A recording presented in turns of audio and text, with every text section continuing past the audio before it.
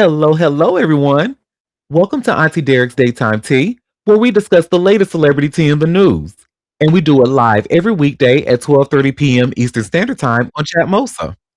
I'm your host, Auntie Derek, and today is Thursday, January 22nd.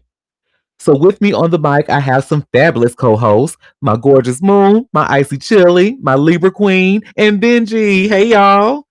Good, Hello. Hey, good Hey. morning. And the chaotic cup just came in. Hey, hey. Hey, Let me get Cup. this mic. Mm-mm. wait. They're not too much of my friend now. I'll put him in position to have to defend a straight man. Oh, what is this? Cup, what up? But no, and while I'm glad to be back, I just had to take a day off yesterday, but we are back with a bunch of fresh tea, honey. And when I tell y'all, I got a lot of tea on this notepad to talk about, so I think we should just jump right in, honey. Tea time. Well, yes. And the first thing that we're going to talk about is Cardi B, the men in Cardi B's life, honey. First started with her current boo, current baby's father, latest child's father, Stefan Diggs.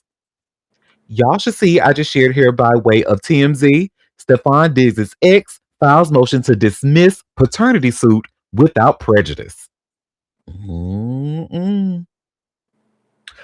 Well, honey, Stefan Diggs' ex-girlfriend, Eileen LaPera, filed to dismiss her paternity and child support lawsuit against the New England Patriots star receiver, TMZ Sports has learned. LaPera, aka Lord Giselle, filed the docs this week, requesting the case be dismissed without prejudice. LaPera's lawyer, Tamer Armanac, told us Wednesday the matter has been resolved. US Weekly was the first to report on the dismissal. It all started back in December of 2024 when LaPera claimed in legal docs Diggs was the father of their unborn child. Diggs responded in July of 2025, stating he wasn't sure whether he was the girl's father after she was born in April and requested DNA testing to make the determination. According to page 6, Diggs received confirmation he was, in fact, the father. We've reached out to Diggs' attorney for comment on the latest filing, but have yet to hear back. The development comes after Diggs and his current girlfriend, Cardi B, welcomed a child late last year. It also follows Diggs' other legal issues, as his former personal chef claimed the 32-year-old receiver got physical with her over a salary dispute at his home in December. Stefan briefly addressed the accusations during a media scrum at his locker, calling it a very emotional time, but saying that because the case is open, he couldn't discuss it. Whew, shit. He is exhausting. My God. I mean, the strongest sperm on the planet right now between him and Nick. Wow, just having it. Whew, boy. You just like it, just like, just don't put nothing on it, huh? Just in everything. Slinging it, honey. Ugh. Wanting it raw. I was trying not to be that graphic, but yeah, They he do. they want it raw like sushi, honey. Raw. Okay. I said, put on a condom, sweet Jesus. Oh, Lord, have mercy, Lord. Well, on to Cardi B's next man in her life, her child's father, or I guess current or former husband, whatever you want to call it. But remember, we last talked about him. We learned that he possibly has a gambling addiction, and he did owe $1.5 million in back taxes. Well, believe it or not, it looks as is he has actually resolved that. And y'all see, I just shared by way of all hip hop. Offset pays off $1.5 million tax debt, despite claims he's broke. He ain't broke, but he ain't getting it how he used to. Ooh. Mm-mm. Well, Offset recently dropped $1.5 million to settle his federal tax debt with Uncle Sam. The move comes despite widespread claims that the former Migos rapper is financially struggling amid his divorce from Cardi B. According to US Weekly, the Internal Revenue Service released a lien on December 26, 2025, confirming that Offset paid off the $1,575,200 $266.73 debt that he owed for the 2022 tax year. The original lien was filed back in April of 2024, meaning the debt sat unpaid for nearly 2 years. But here's where things get interesting. Multiple sources have painted Offset as broke and desperate for cash. Yet somehow he managed to come up with seven figures to satisfy the IRS. The payment raises serious questions about Offset's actual financial situation. If he's truly struggling financially, as people claim, where did the $1.5 million suddenly come from? Cardi B herself fueled the broke narrative during a September 2025 social media rant. She claimed Offset was holding up their divorce because he wanted her to pay his taxes. The only reason why I'm still married is because somebody wants me to pay for their taxes, Cardi said during a Twitter Spaces chat. The only way I can get out of my marriage is if I pay for somebody else's taxes. She continued, I'm not going to live my life because on a contract I'm practically still married because somebody want to hold me hostage if I don't give them millions of dollars to get out of it. Yet Offset seems to have found the money without Cardi's help. The timing suggests he had access to significant funds all along. The plot thickens when you look at Offset's recent activities. Social media footage from January 12th showed him at the what is this called? The Seminole Hard Rock Casino in Florida with Seminole. Seminole, thank you. Seminole Hard Rock Casino in Florida with Bobby Schmurtle. He was wearing a Hard Rock hoodie while playing slot machines for extended periods. And y'all know them Hard Rock souvenirs is pricey. Um, the casino visit sparked fresh debate about his gambling habits. Multiple people have accused Offset of owing them money from casino related loans. Influencer Selena Powell claims Offset owes her $15,000 from a gambling loan. She says he contacted her at a casino asking for cash, then refused to pay her back. He was asking random people for cash app transfers, Powell alleged on Instagram to her 3 million followers. Lil TJ made the same accusation during a January 2025 Twitch stream. The Bronx rapper said he encountered Offset at a casino looking panicked and asking people for money. He was popped. He was panicking, Lil TJ said, describing Offset as broke with a gambling addiction. TJ claims he gave Offset $5,000 initially, then another $5,000 later. He says Offset immediately took the borrowed money to the casino floor and to gamble more. These gambling allegations paint a picture of someone desperate for cash to feed an addiction. Yet somehow Offset scraped together $1.5 million for the IRS.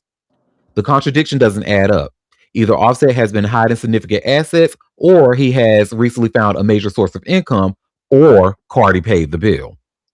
Offset still faces additional tax problems despite the recent payment. He owes another $486,426.35 to the IRS for 2023 taxes. The Georgia Department of Revenue also filed a $292,000 lien for 2021 taxes that remain unpaid. The total outstanding debt comes to $778,426 across federal and state agencies. Meanwhile, his divorce battle with Carter continues to drag on, and Offset faces a February 2026 court hearing related to a separate $223,000 judgment from an alleged assault case in Florida. Hmm. So I think all of the I can't prove it, but I think Carter might have fronted that bill, honey. She ready to get about that marriage. I'm sure. Like, just here, you raggedy so and so. Look, and she got it. She She got it way more than he do. mm-hmm. So When you go running around begging, ooh, that's embarrassing. And but they telling your business, you up here begging and they going on online telling it. boy, Mm. that gambling addiction is something. And then this is why, like, I'm really weary of all of these stake ads or any other like online gambling thing that Oh because that yeah. shit really gets to people, and people will really dip into their savings and shit to go. That shit is crazy. Savings, they regular money, sell up, put their house up, whatever else. But also, when you start letting gambling get into like sports, now Mhm. you have college basketball players throwing their whole careers away before they even really get started for a $30,000, $20,000 to shave off points. Boy, wicked. This out here is very wicked. Hmm. Well, I mentioned Steak, and one of Steak's biggest supporters was that Canadian biracial Drake, honey. Mm. Well, we got to talk about him, y'all. He in the news. And do y'all remember it was a battle between him and a photographer overseas that she claimed that he stole her artwork and stuff. Ooh. No, I Well, didn't know that. That's crazy. yeah, we talked about it was about a couple of months ago. It was some time ago. Well, honey, I have this exclusive here from All Hip Hop, and you should see where it says Drake gets huge win in What Did I Miss lawsuit claiming theft. Mm. Hmm. So sorry to that photographer, Oh, but wow. Drake scored a legal victory as photographer Gabriel Galimberti dismissed his federal copyright lawsuit over the "What Did I Miss" music video. Galimberti filed court papers stating he's dropping the case with prejudice, and the photographer will even pay his own legal fees and costs from the lawsuit. There's no mention of a settlement, although it's possible the rapper and Galimberti reached some sort of agreement, prompting the sudden legal action. The Italian National Geographic a contributor originally sued Drake in November of 2025. He claimed the Toronto rapper's video team copied his acclaimed Amerigun's portrait without permission. Galimberti's lawsuit targeted the video's pool scene in which Drake posed beside arranged weapons. The photographer argued the composition matched his geometric gun portraits too closely. The Ameriguns project features American gun owners surrounded by their personal arsenals in precise patterns. Galimberti said Drake's team recreated the lighting, architecture, and weapon arrangement from his work. Social media users started tagging Galimberti before he knew about the video scene. The photographer claimed this suggested viewers thought he collaborated on the project. Drake released What Did I Miss on July 4th of 2025 during his beef with Kendrick Lamar. Galimberti's lawyers argued that the timing of Independence Day linked the video to his gun-themed photography. The lawsuit also referenced Galimberti's past legal troubles with the Balenciaga advertisement. False pedophilia claims circulated about the photographer before he won a defamation case overseas. Galimberti's attorney, Heather Blaze, suggested Drake use the imagery to imply he'd be publicly exonerated like the photographer. This is connected to Kendrick Lamar's pedophile accusations against Drake in their rap battle. While Drake might be celebrating this dismissal, he still faces two major federal lawsuits that could prove more challenging.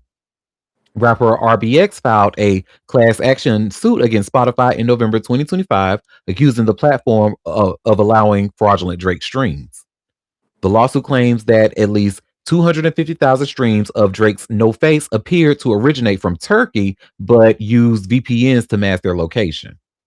RBX argues artificial streaming inflation hurts the artist's revenue. The Long Beach rapper worked on Dr. Dre's The Chronic and Snoop Dogg's Doggy Style album. The second case involves a RICO lawsuit filed on December 31st of 2025 in the United States District Court of the Eastern District of Virginia. Plaintiffs accused Drake, streamer Aiden Ross, and accomplice George Wynn of using Stake.us gambling platform proceeds to artificially boost Drake's streaming numbers. The RICO suit claims Drake earned $100 million annually from his Stake promotional deal. Plaintiffs argue he used the platform's tipping system to move money and fund streaming manipulation schemes. Drake faces similar gambling-related lawsuits in Missouri and New Mexico courts. Both cases alleges he promoted illegal online gambling operations through his Stake partnership. I mean, just lawsuit after lawsuit after lawsuit after lawsuit with that biracial Canadian, honey. Girl. Because he is a hot mess. Mm-hmm. Look, he opened the door. You see, he. Mm-hmm. What's that floppy penis he got? Ew. So, I can't, girl. He really tried to distract us with that floppy dingling, girl. He could have kept that girl, kept that in the cloud, girl. I definitely felt ew. Not views from the six. Ooh. Yeah, a good one. Yes, it was. Unfortunately. Well, hey, chaotic cup. By the way, our next story. So, do y'all remember that story about Chris Boyd being shot at in New York around Times Square? Well, they finally got who did it, girl. And I found this Vibe article. You see where it says it was actually a Bronx drill rapper. And it says here by way of Vibe, Bronx drill rapper indicted for attempted murder after allegedly shooting NFL star Chris Boyd. Mm. Now, I personally have not heard this rapper's music, but yeah.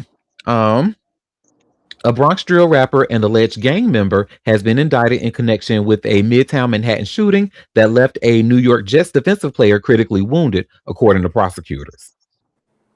Frederick Green, who performs under the name Tebow Zay, appeared in Manhattan criminal court on Wednesday, January 21st, where he was formally arraigned on a slate of serious charges, including one count of attempted murder in the second degree, one count of assault in the first degree, and two counts of criminal possession of a weapon in the second degree.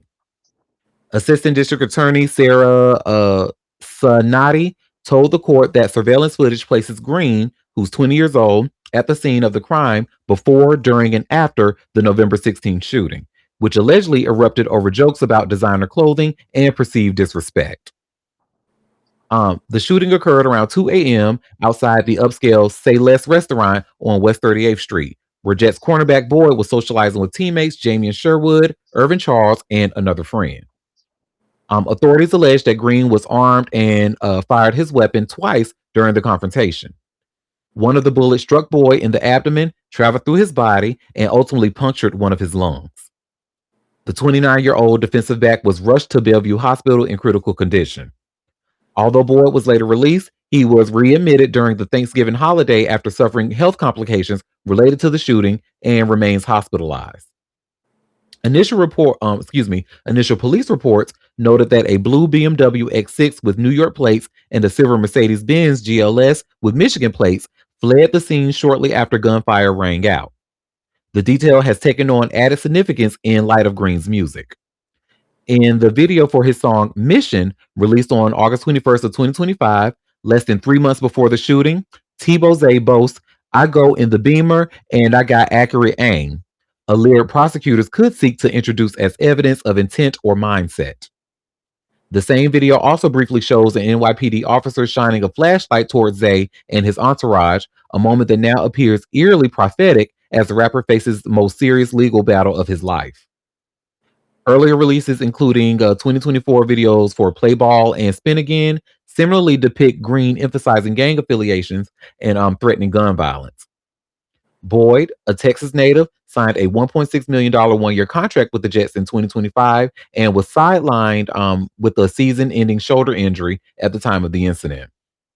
A former Texas Longhorn, he was selected by the Minnesota Vikings in the seventh round of the 2019 NFL Draft, and later spent brief stints with the Arizona Cardinals and Houston Texans before landing in New York.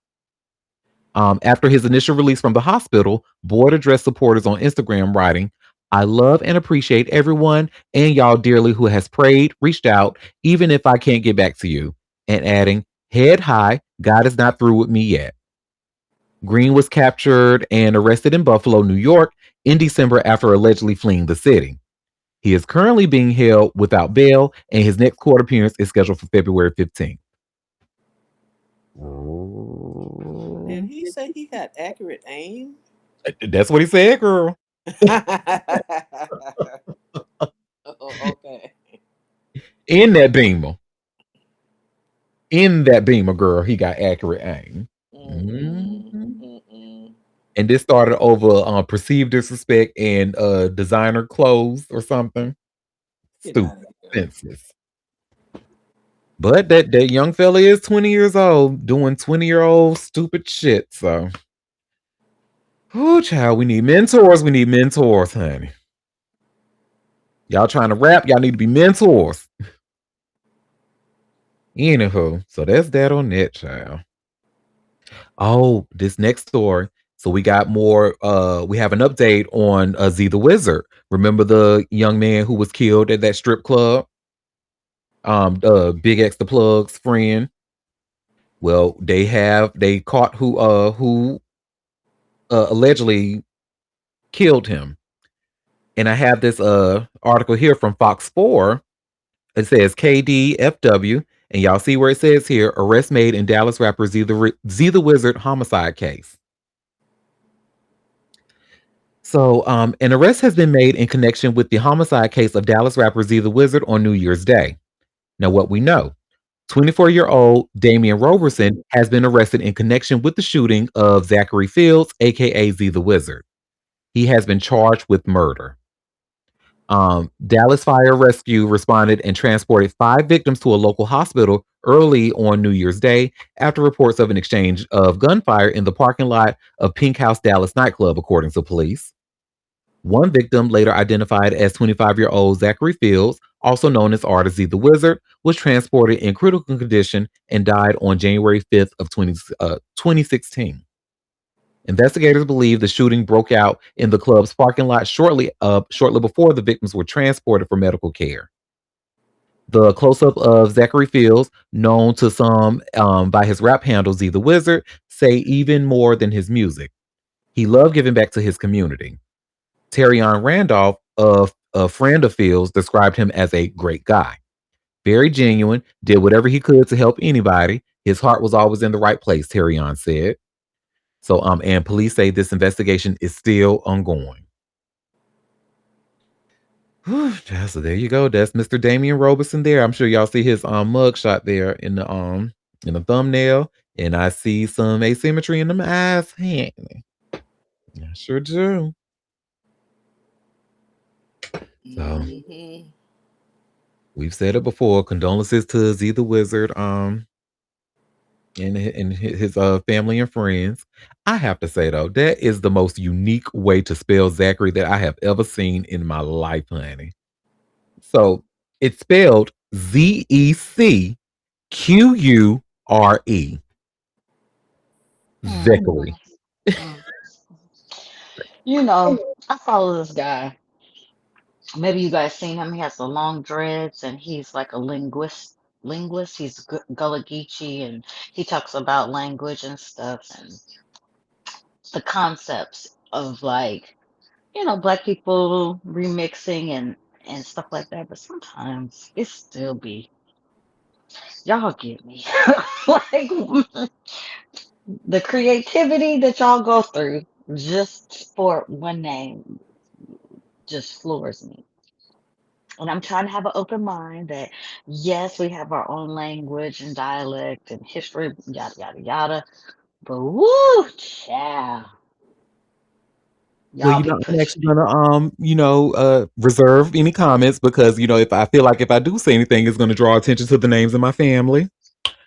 So, That's right. shout out to my family.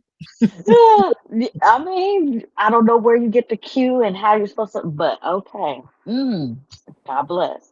Amen. Amen, amen. And rest in peace, Mr. Zachary Z the Wizard. Well, y'all, so do y'all remember we talked a bit about Tootsie? Remember we talked about him. He was supposed to be taking his football serious at Syracuse. Honey, well, it's not looking good, girl. It's not looking good. And y'all should see I just posted this link from All Hip Hop. Tootsie Syracuse football may be unraveling, and here's why. Mm-mm. Well, Syracuse football coach Fran Brown just threw some serious cold water on the Tootsie hype train. The coach admitted yesterday he's not sure the 25-year-old rapper will actually suit up for the Orange next season. Brown dropped the reality check during his ESPN Radio Syracuse appearance. The coach said Tootsie is still, quote unquote, thinking about it when it comes to walking on at Syracuse. He's not going to come here and play ball, Brown said bluntly. I was going to allow him to walk on. I'm not sure if I'm supposed to talk about that or not. This hits different for sports fans who watched Tootsie's December commitment blow up on social media. The Syracuse-born rapper announced his football dreams with all the fanfare of a five-star recruit. His Instagram post got 744,000 likes from his 4.6 million followers. But here's the thing about walk-ons in today's college football landscape. Roster spots are precious. Brown made that crystal clear when he explained the numbers game. I'm not sure if that will happen because we're getting more and more players on the football team, Brown said. I've got to evaluate it now. More and more players are coming who can play ball. The coach's honesty cuts through all the hype around Tootsie's football journey. This isn't about disrespecting the rapper's dreams. It's about the brutal reality of Division One athletics. Tootsie never signed on early National Signing Day back in December. That was the first red flag for anyone paying attention. Walk-ons don't sign letters of intent, but the absence still spoke volumes about where this was heading. The numbers tell the story of why this might not work. Tootsie stands at 5'8" and hasn't played competitive football since JV in high school. He'd matched the smallest player on last year's Syracuse roster. Brown acknowledged Tootsie's limited football background when he said the rapper wouldn't be an impact player. The coach was willing to give him a shot because of his Syracuse roots and personal drive. I figured, why not do that? Why not give him a chance to come back and try to play football in the city where he was born and raised? Brown said. Tootsie moved from Syracuse to North Carolina when he was 12. He built his music career there, dropping hits like Favorite Song and Love Hurts that earned him double platinum status. The rapper had been training since August, posting workout videos from football facilities across the country. He visited programs at Duke, Maryland, and Sacramento State before announcing his Syracuse commitment. And again, we've actually talked about that a bit here on this show. Sacramento State reportedly offered him a scholarship opportunity. That program is desperate for attention as they push for FBA status after the NCAA rejected its waiver request last year. The coach left the door slightly open by saying he's still evaluating the situation, but his tone suggested Tootsie's chances are fading as more traditional recruits join the program. Honey. Syracuse said, we want the baddest heifers on the field, honey. They said, we ain't got time for no play, honey. Bad bitches only. This is a non-story. Oh! Some famous person got the hookup. Period. Done. Well, apparently the hookup is not working out because from the fact that they even saw him is the hookup. The footage that we've seen of him practicing and stuff, it looked like he was taking it serious. And down to here, I mean, is his dreams getting crushed? Because it looks like this coach is like, I don't know now. Yeah, well, y'all care about sports ball way more than I do, so that's that on that, child.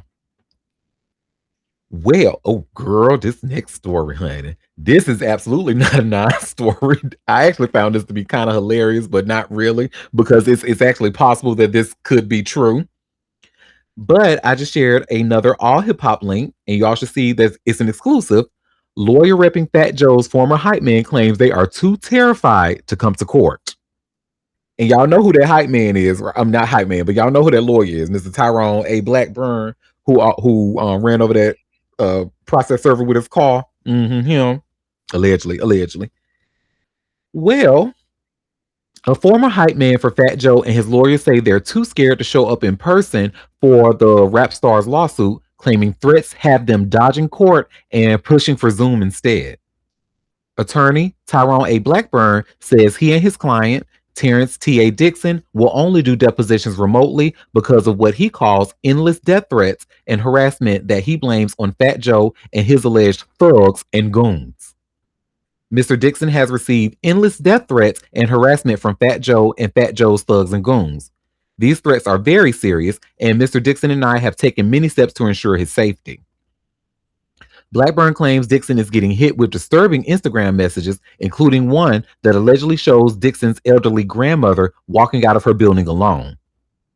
He says other messages carry lines like, "You fool, we gonna eat," and "I'm giving you $1.50, that's my word." Street language he frames as serious threats, not just online trolling. Fat Joe is already suing Dixon, Blackburn, and Blackburn's firm for extortion, defamation, and intentional infliction of emotional distress over explosive claims they made about him. According to Fat Joe's suit filed in 2025, Blackburn tried to muscle him for millions by spreading what the rapper calls disgusting lies, including including that he abused Dixon for years and paid for sex with minors. Joe says they went public with the allegations in interviews, social posts, and podcasts when he wouldn't pay up and insists the stories are completely false and meant to smear his name. Dixon fired back with his own federal case in June of 2025, asking for at least $20 million and painting a very different picture of their relationship. In that lawsuit, he claims Fat Joe forced him into more than 4,000 sex acts over 16 years, stiffed him on pay and royalties. Joe has flatly denied everything, calling the filing retaliation and another move in what he says is a calculated shakedown. Blackburn told the judge there's no way it's safe for him or Dixon to sit for in-person questioning in New York and says they'll only appear by video. The court hasn't ruled yet on whether the depositions will go down on Zoom or in person, but for now, both sides are locked in a messy, high-stakes back and forth that mixes court filings with some very ugly allegations and claims of real-world danger.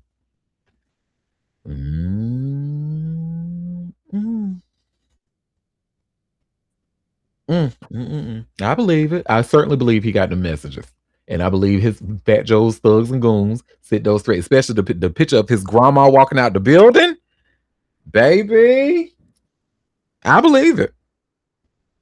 But that's that on that. But and keep in mind, this is Terrence A. Dixon is also a known, he's known to not be very credible with past stories that we've read. So I get, and this is one of those things where two things can be true at the same time. So that's that on that, child.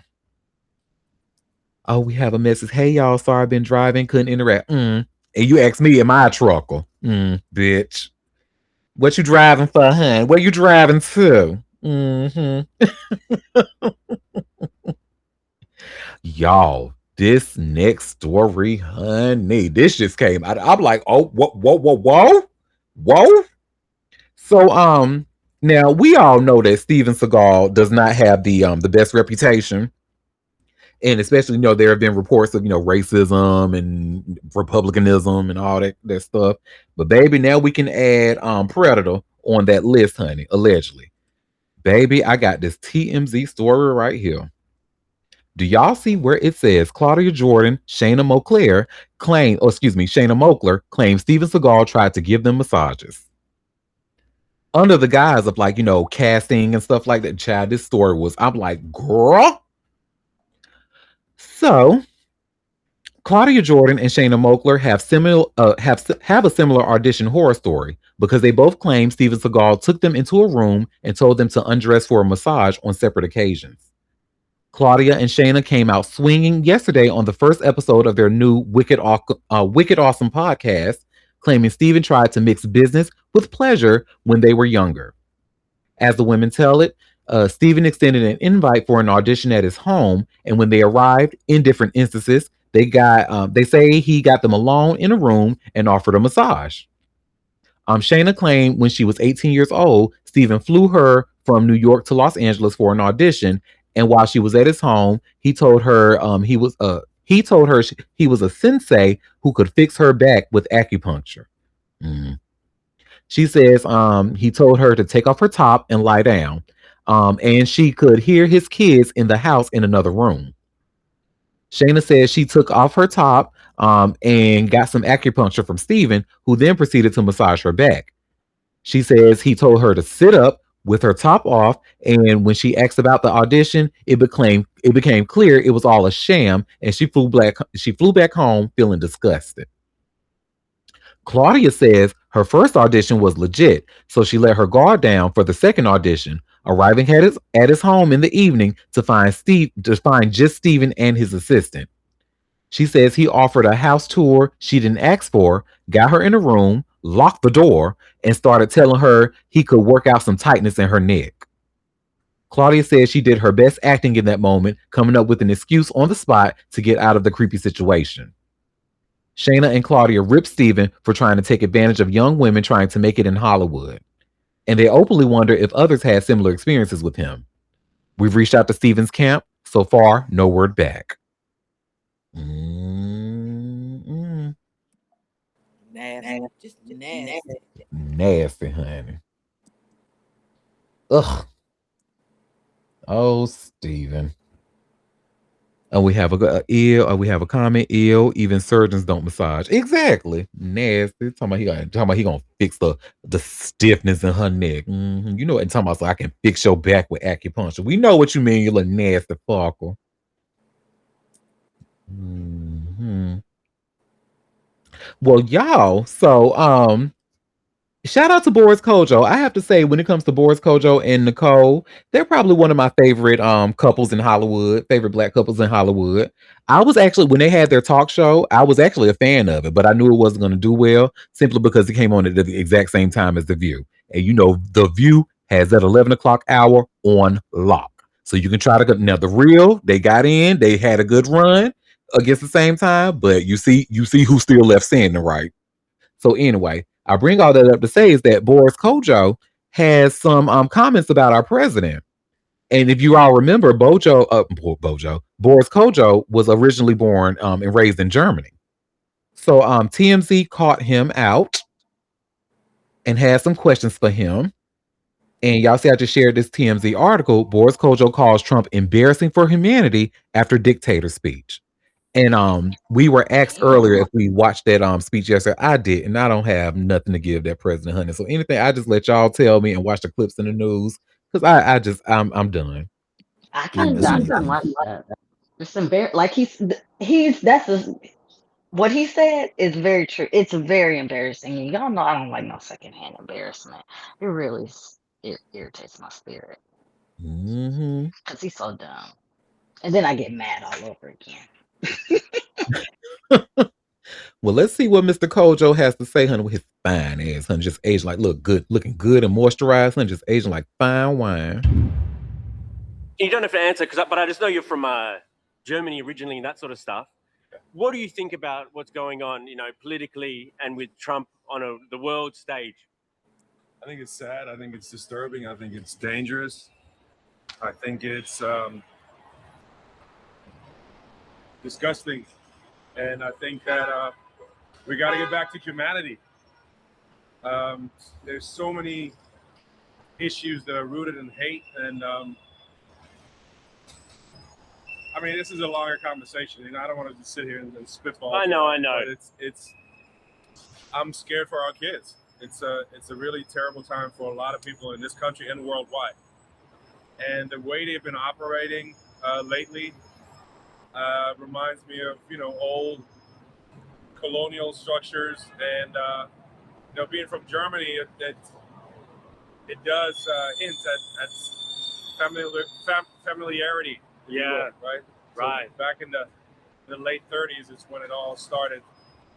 Do you feel a sense of dread really then? bad. You feel a sense of dread then, and like that. Absolutely, it's terrible. I mean, look what's happening on the streets here. People are being snatched from their homes, and it's really I'm very worried. It feels that there's an inevitability about it too. It feels hard right now that anyone can do anything to stop. I think everybody can do something. I think it starts with how you treat the next person. Right. And also you can educate yourself on what's really going on. And and also historically. Do you think he's like? I watched the speech in Davos just today. Did you? It's a joke. Like he's really. A lot of people around the world are people are saying that he's embarrassing America, and also, more than that, America is now like. It's embarrassing for humanity. Like America's separating from our allies. It feels like, and maybe there's no way back. Maybe that's the point. It feels like there's no way back now. Look, I hope there is, and I'm banking on it. But again, like you said earlier, everybody has to look at themselves and say, okay, what can I do? And I think speaking up is the first thing that we can all do, and not being scared, and using the platforms that you have to speak up and for humanity, and to make sure that we focus on that rather than all this division and hatred, and it's terrible. I know that's right, German King. Ugh. Guten And, Tag, honey. and then they still be asking questions. Is that the same Australia? Oh, maybe he's from New Zealand. I don't know, I but don't give a damn who he from. I'm just glad I'm just glad he kept him talking, honey. this is the one time you appreciate it. Absolutely, honey. That is a good looking man. Well, really, that's a good looking couple, but he is really good Yeah. looking and I has wish been he for a would very keep. long time. Yes, I like him with his facial hair, but Mm, he looks good without it. But I like facial hair. The Well, way these guten people be Tag, talking honey. about kill these folks, I mean, that brings back memories of how they used to treat slaves, having Mhm. picnics and shit while hanging people. I mean, these are some murderous motherfuckers, and that's just the bottom Mhm. line. They do not give a damn. It's one thing to want people out your country. I can kind of understand that, but to not care if they're killing them or however, mm-mm.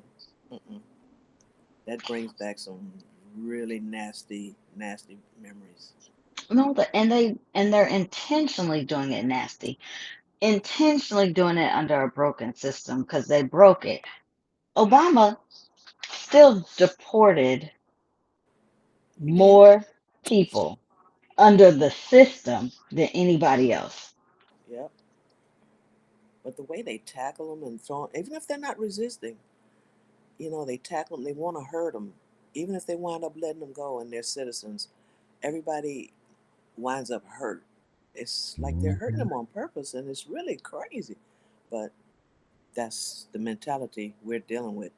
Murderous motherfuckers through centuries of time, and they're still that way. And you see, it's not lost on me what he said. Him coming from Germany, and the education I'm sure he's had about the world wars and stuff like that. What was it, like World Yeah. War II? And he was saying like he's seeing like similarities and stuff. And then we have a Hmm. comment in the chat. Familiarity kind of tugged his wig. Is he from Durham, Germany? Wow. You can't tell me not too much about Durham, honey. I actually just learned yesterday. This has nothing to do with nothing, but I learned yesterday that Durham invented baseball cards were invented in Durham, and I did not know that. So shout out to that. So to a You sport I know, ain't gonna watch or some cars I ain't gonna never collect. we ain't gonna never repeat that, but thank you. The world renowned Durham invented Okay. postcard. I mean, baseball cards. And we have a comment. It's scary how NATO countries are changing policies against America. Yes, very, Yeah, very scary. because they see what's happening. It's like the history is repeating itself for sure. Mhm. It's nasty work out here. It's the way they're going about it, not that they want it done. The way they're going about it is so vicious and nasty and hurting people, unreal. And they don't give a damn who you are. Hurting protesters, hurting the people they're arresting, just mistreating people. And then they find out they're okay or American or whatever, and then they let them out the car 2 miles away and, okay, get out. Come on. That's stupid. Mhm. Talking about some damn proving your citizenship, honey. It sound like Oh, yeah. asking for freedom papers to me, honey. Well, they're saying everybody should carry papers, your birth certificate and all this, but somebody said that they actually were doing that and they took their papers and they never got them back. So if you are Ah, carrying documents, you better be carrying copies and not the real ones because you'll have to order them all over again. Let me tell you something. I said this, and black folks. Oh, y'all remember them black folks jumped on me talking about I've been here all my life and blah blah. I said, you don't think them people gonna try and figure out a way to get you up out of here too? Hmm. I remember, girl, because I was in the comments, girl. They tried to come at me too because I was agreeing with you. Oh yeah, they was trying to eat you up for that comment, but now I think I'm they've like, seen some black people have been mistreated too. and killed, Hmm. minding their own damn business. Yeah. Baby then got tear gas. You don't think they try? The cruelty is the point. Yeah. The savagery is the point. That's what they want to do. And Mhm. for these politicians to see this man out here doing things that are just beyond reproach. Like just it's just beyond what we've seen a president. Even shit, they were. It still wasn't even that bad when they was going through Jim Crow. Like what? I mean, it was, but it wasn't. Like just to come out of nowhere. Like we haven't been experiencing that, and so all of a sudden it didn't roll back to that's how people are just in civil rights when people were getting sprayed with hoses and attacked with Mm-hmm. dogs. And Auschwitz. all of these years, all of a sudden now we doing this again. Mm-hmm. Hmm. With Like this impunity. is crazy. This is crazy. Yep. And no one is safe because yes, American citizens will be killed, but they said the revolution ain't gonna be televised. I don't know. I need something need to pop off. Oh my goodness! And I'm looking at this comment in the chat. I won't read it out loud, but Oh, let I me just look. hate that you got to go through that. Oh Let my me see. goodness! Well, I mean, probably a good idea, but it's terrible that we're having to do that. Hmm. No, it I is. mean, I've It's even sick. been thinking, do I need to carry my birth certificate? Do I? I mean, I carry a license, but do I need to carry some kind of papers or what? I mean, it's crazy. What's even crazier is to get a real ID, you have to prove your citizenship status. So a driver's license should be enough.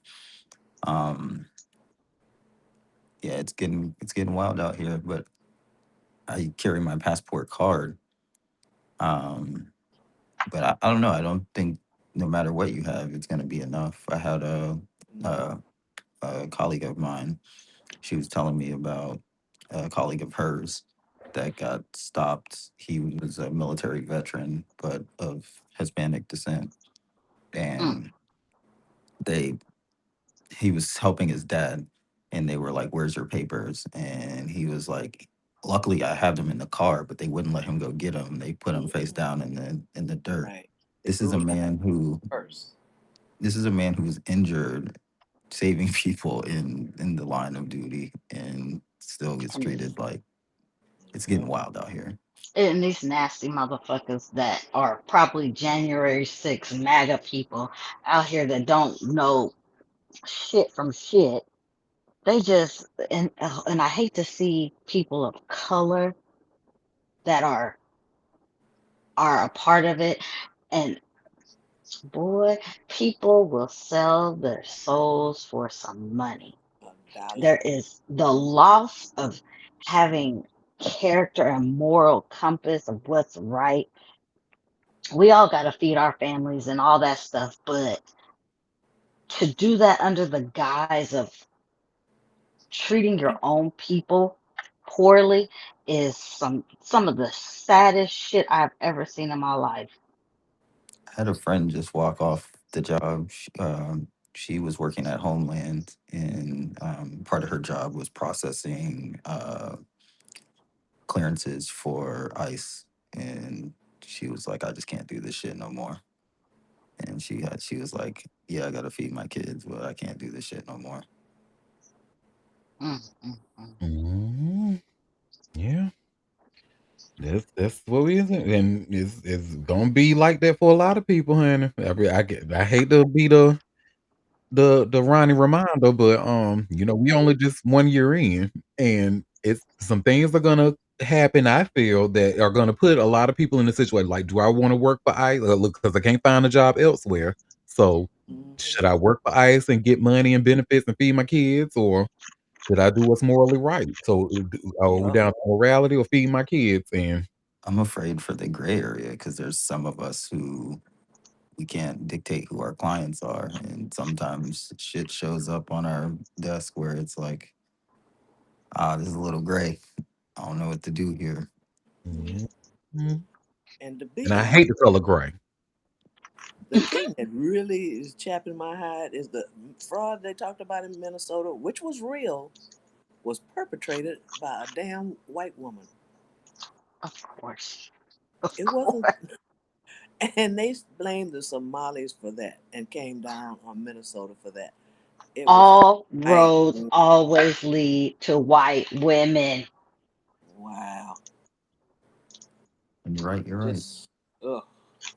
I saw a Once white you, woman said the reason why white women won't tackle or face their things because they know they're the root of the problem. And that's why they won't. And this is a white woman saying it. And I said, well, come on, lady, preach. You talking about it. Shout out to her for being able to call a thing a thing.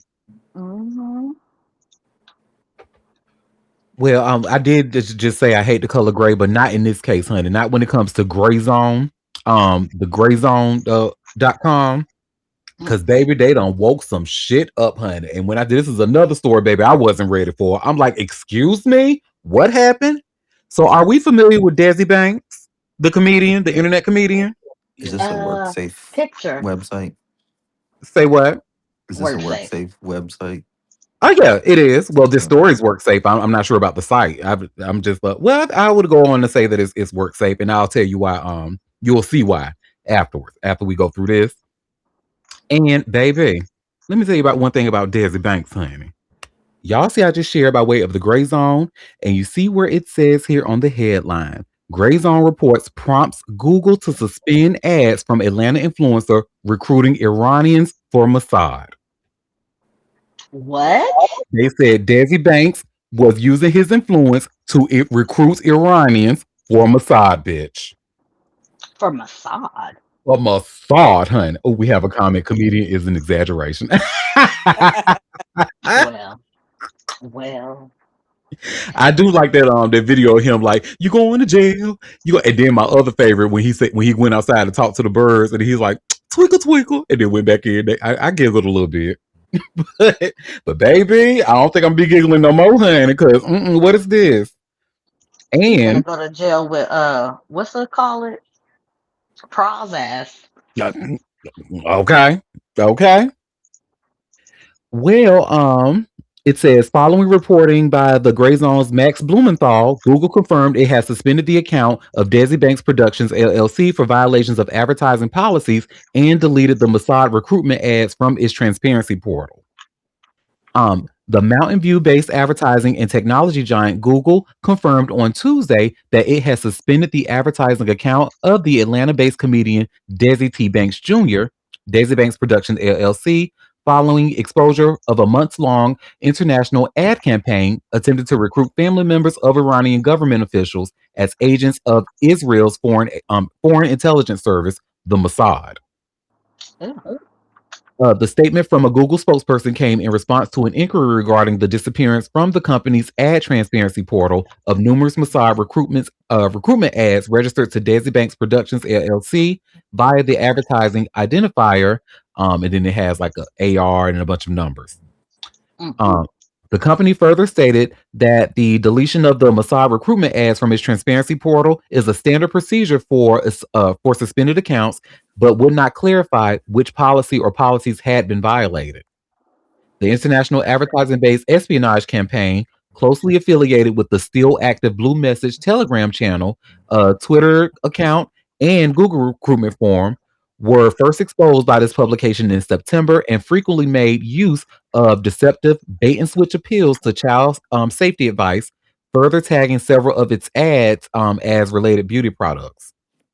Other ads were overtly targeted at overtly targeted at the recruitment of LGBTQ Iranians and spanned numerous European countries, including Germany, France, and the Netherlands, as well as the United States. The suspension of the bank's affiliated advertising account closely follows an investigation published on Monday by the American investigative outlet The Gray Zone regarding a recent wave of ads published by Banks' production company, which purported to recruit Mossad agents in relation to the recent wave of protests in Iran.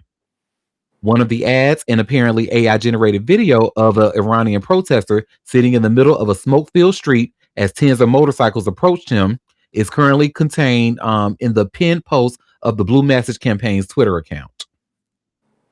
The author attempted to attend an after party in Philadelphia on Sunday for Banks's ongoing Your Fave Cousin stand-up comedy tour, but the venue, NOTO Philadelphia, stated by phone on Sunday that the event was canceled due to a low number of ticket sales. By contrast, Banks' stand-up performance at Punchline Philadelphia on Sunday was listed as sold out. Desi Banks did not respond to repeated requests for comment through his agent, and instead stated on Twitter.com that when things are good for you, trust me, the enemy do things to try and distract you and steal your joy, knock you off your pivot.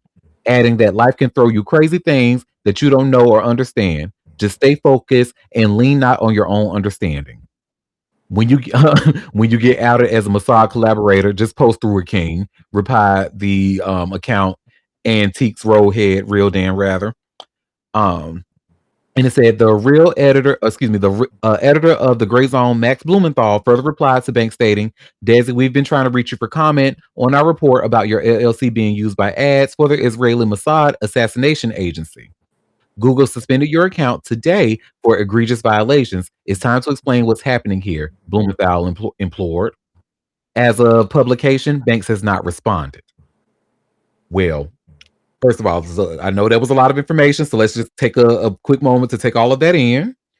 Because, girl, because they've How been do you watching. get approached? And how do you become a part of, like, how did he get picked to be a part of that? Listen, he has a following. If they're trying to reach a particular audience, they're looking at his demographic. Who is his demographic? Like young black men, for the most part, young black straight men. Hmm. So, But, like, I guess, I mean, who are they Are they approaching a lot of people and he was the one that took the bait? Like, oh, that's bad. I well, mean, probably just like any other. You spend enough time online, spend enough time in rabbit holes.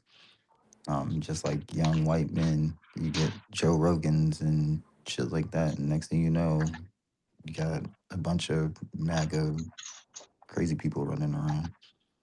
You're right about that, cause that is very true. Well, you see how the end of this article said that Desi has not responded to at the time of the publication, but he Mm-hmm. has since responded, honey. And there's been a so the editor, I guess the editor in chief, Max Blumenthal of this website, The Gray Zone, they actually had a little bit of a back and forth on Twitter. And I actually have that tweet here, honey. So Desi tweeted, let me share my screen. Y'all should see this here. His tweet says, "Stop believing BS. I hate that this is happening to me because I don't even know what any of this is. People are really getting fooled for clickbait. I have kids and I would never in my life be involved in something like this. Someone used my LLC without my knowledge. How? I don't know yet. I don't even know if half of what's being posted is real, but my team is digging into it right now. I have no idea who's doing this or why. I have never run, approved, or had any involvement with political ads or anything in another language. My business is already working with Google to remove anything that was done without my permission and to figure out how my company name was used. Stop spreading false narratives off of random posts when you don't know the truth. The whole situation is confusing and frustrating, and I'm doing everything I can to get answers. This shit sucks, dog, and no, I don't deserve it." And that he posted a text screenshot. He says, "Talk with managers to try to get this resolved. Never seen a thing like this before. You don't deserve it, and I'm sorry you have to go through it. Damn." And then he replies, "Thanks, man. Yes, it's the weirdest shit ever. Like, why me? But thanks, man. Thank you." Y'all know, punctuation, honey, is your friend. But anyway, I Thank saw you. um, that post, Thank you but I very didn't know much. what it was in reference to. I did see that whole thing you just read, but I didn't understand. But now I do. now honey, and baby, and let's go take it a step further because guess who replied to this? Mr. Max Blumenthal, honey. So Desi, you received journalistic queries in September 2025 about your LLC being used to service recruitment ads for the Mossad via Google. Why did you not respond then when the story first broke? Who are the managers you referenced in the above text exchange? Are they your agents at the United Talent Agency, an overtly Zionist company which severed ties with Susan Sarandon and Bob Dylan over their principal opposition to Israel's genocidal assault on Gaza? Were they involved in arranging the illicit Mossad ad campaign on your behalf? How exactly was your LLC used to service ads for a foreign intelligence service? in what was likely a FARA violation and without your knowledge? Were you ever offered fees or incentives from any pro Israel individuals or entities in exchange for services? I hope you understand the importance of providing transparency about this unethical and illicit arrangement. The Mossad apparently used your company and your name to solicit spies who could assist it in carrying out assassinations and terrorist attacks around the globe. You obviously have an imperative to protect your reputation, but you also have an obligation to humanity. So Desi then responds to this. Y'all should see here. Max, whoever you is, I haven't received shit. This long ass message you sent may be a part of the problem. You trying to get clout. You work with them folks. I Googled you too. I don't know how my LLC got involved. I don't know. If you so smart and know Google, how about you see who card was on file? You got to pay for the ads, right? Or account or whatever it was. Connect the emails. You will find the real person. How about you do this or ask them? But trust me, time going to tell. I just can't believe this is happening to me. Mm-mm.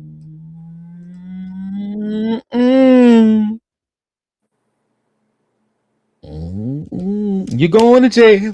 You're going to jail. Because, girl, woo, honey, y'all committing treason up in here. Woo, child. Oh, this is crazy. I won't read it. And then the gagger is somebody actually just pointed out. Let me see if I can actually find that tweet. I think I bookmark it. Are y'all familiar? Y'all probably seen him, Malik Thomas. Um, he actually pointed out a really interesting point about. Let me see if I can find that thing, honey. About Drewski. Let me see. Because y'all asked earlier, how does this happen? Like, why would you use someone like Desi to do that recruiting and stuff like that? But baby, it ain't lost on me that. Let me see. Let me see. Maybe I can't. Oh, here, I think I found it. Let me see. Because he made a really, really good point that I was like, ooh, ooh, ooh. Okay, okay. I think I may have found it. I just gotta. When we're agreeing with Drewski, there's a problem. I know. I was like, are we about to say Drewski got a moral compass? What are we talking No, about we're here? not. We are Not living at in all. some weird ass times. We're not about to say Drewski has that at all. We're about to say Drewski is possibly an agent just like Desi. uh, uh, And so, so this started with an original tweet. You see where it says, Devin Banks having massage ties got me wheezing. Yo, holy shit, what a crazy year so far. So he tweets, y'all remember a year ago or so when Miss Rachel came out against the genocide in Palestine, and then a month later, Drewski did a skit mocking her as a hypocrite? Hashtag noticing. He then goes on to post receipts. So this is the video of that, spoof or whatever, making it look like, Miss Rachel is a thought and she might do fuck with niggas who do coke and shit like that. Anywho, so then he posted this things, with like where it says YouTube star Miss Rachel should be investigated for spreading Hamas propaganda over posts about Gaza kids. Anti-Semitism group tells AG Bondi. This was in April 7th. Drewski then released his video April 7th. You see how it's just kind of time. So I'm just saying something to think about.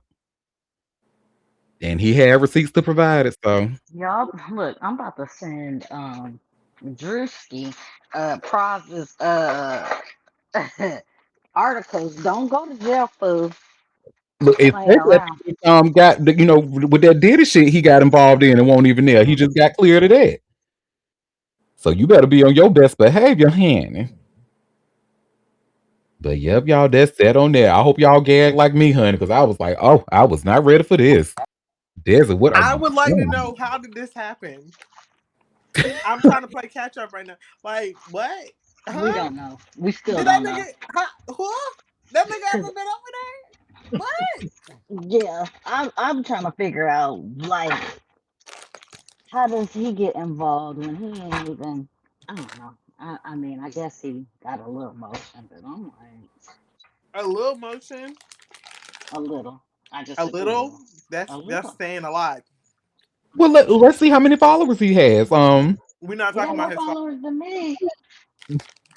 I'm just saying. They I'm be in the just saying. millions, honey. That's impact. Like, No, it is. You're right. I let me just, see. I'm I going to don't know. I page guess him. maybe because I Was this ain't a really paid paid him no gig? mind. Was this a paid thing or no? Well, yeah. And he must have friends on both. I mean, ties on both sides because Iran don't. You just can't go there. Like you can't just be like in that. They're very standoffish, especially to I think Americans. If I'm not mistaken, we're restricted from going there. Well, I mean, Black Yep. Americans got released during the Iran hostage thing. They let the black The government big workers go. Yeah, I do understand that, but I'm just saying, like, just as a general principle, the state of the world is kind of crazy. But I'm Mhm. just to be able to be on both sides is kind of interesting, especially from the Israeli Yeah, side. because Because they beefing. Yeah, yeah, it's I don't like know how he don't seem that intelligent. I don't know how he he's get not caught up. That smart. that was my point. That was my point. Like, how you get caught up in that? How does he I get need caught up in answers that? quickly. We sure that was him, and it wasn't like what I'm saying, like I would somebody think it could be a stole. Like they could have stole. Somebody could have pirated his stuff. I don't know. AI is real. You know what I'm saying? Cause I was Hackers like, are is he real. that smart? I mean, It's you was not. already talking about the punctuation, child. I'm like, how did I he get will say, there? honey, it takes a lot of intelligence to play dumb. Remember that. That is true. Yeah, but Yeah, State Department says there's a high risk of getting questions, arrest, detained. None of what you want over there. You know. So I looked him up on TikTok. He has 2.8 million followers on TikTok, and Mm. on Twitter he has 700 and over 793,000 followers. So it looks like he has okay. So on Hot TikTok. 97 said he responded. Hot Huh?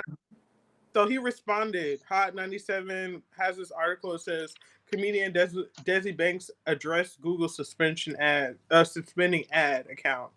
Yes, girl. Yeah, yeah, girl. You got to catch up. We went over his response and a Oh response to my bad. his response. Yeah, we did all the responses. Damn, I didn't Sorry. see it. See, my bad, my bad. But yeah, again, I'm confusion because what Well, has I that was nigga kind of even thinking the been out of same. Cobb County? Like, I was I mean, wondering how Prize got caught up, but I mean, I guess it's possible. It's Shit. possible. It who got happens. caught up? It's from the Fugees. Oh well, I don't know. Oh Lord, oh Mhm. Jesus. I know. From the Fugees, it sounded like money. It Okay, was Well, it sounds money. like money here too. more. Um, Hold on, he went to Uh, Moorhead State for a year. Is that a Is that that's not? Moorhead. Yeah, I was gonna say, is that a JUCO? But I don't think so. Where is this? Kentucky and Kentucky? Oh, Yeah. ooh, wow. You know what? I have no further questions. Next case. Okay, as somebody who's lived in Kentucky, not too hard now. again, that's why I say I have no further questions, no further comments. Next story. Yes. Well, speaking of next story, were y'all fans of Key and Peele? Um, No. no.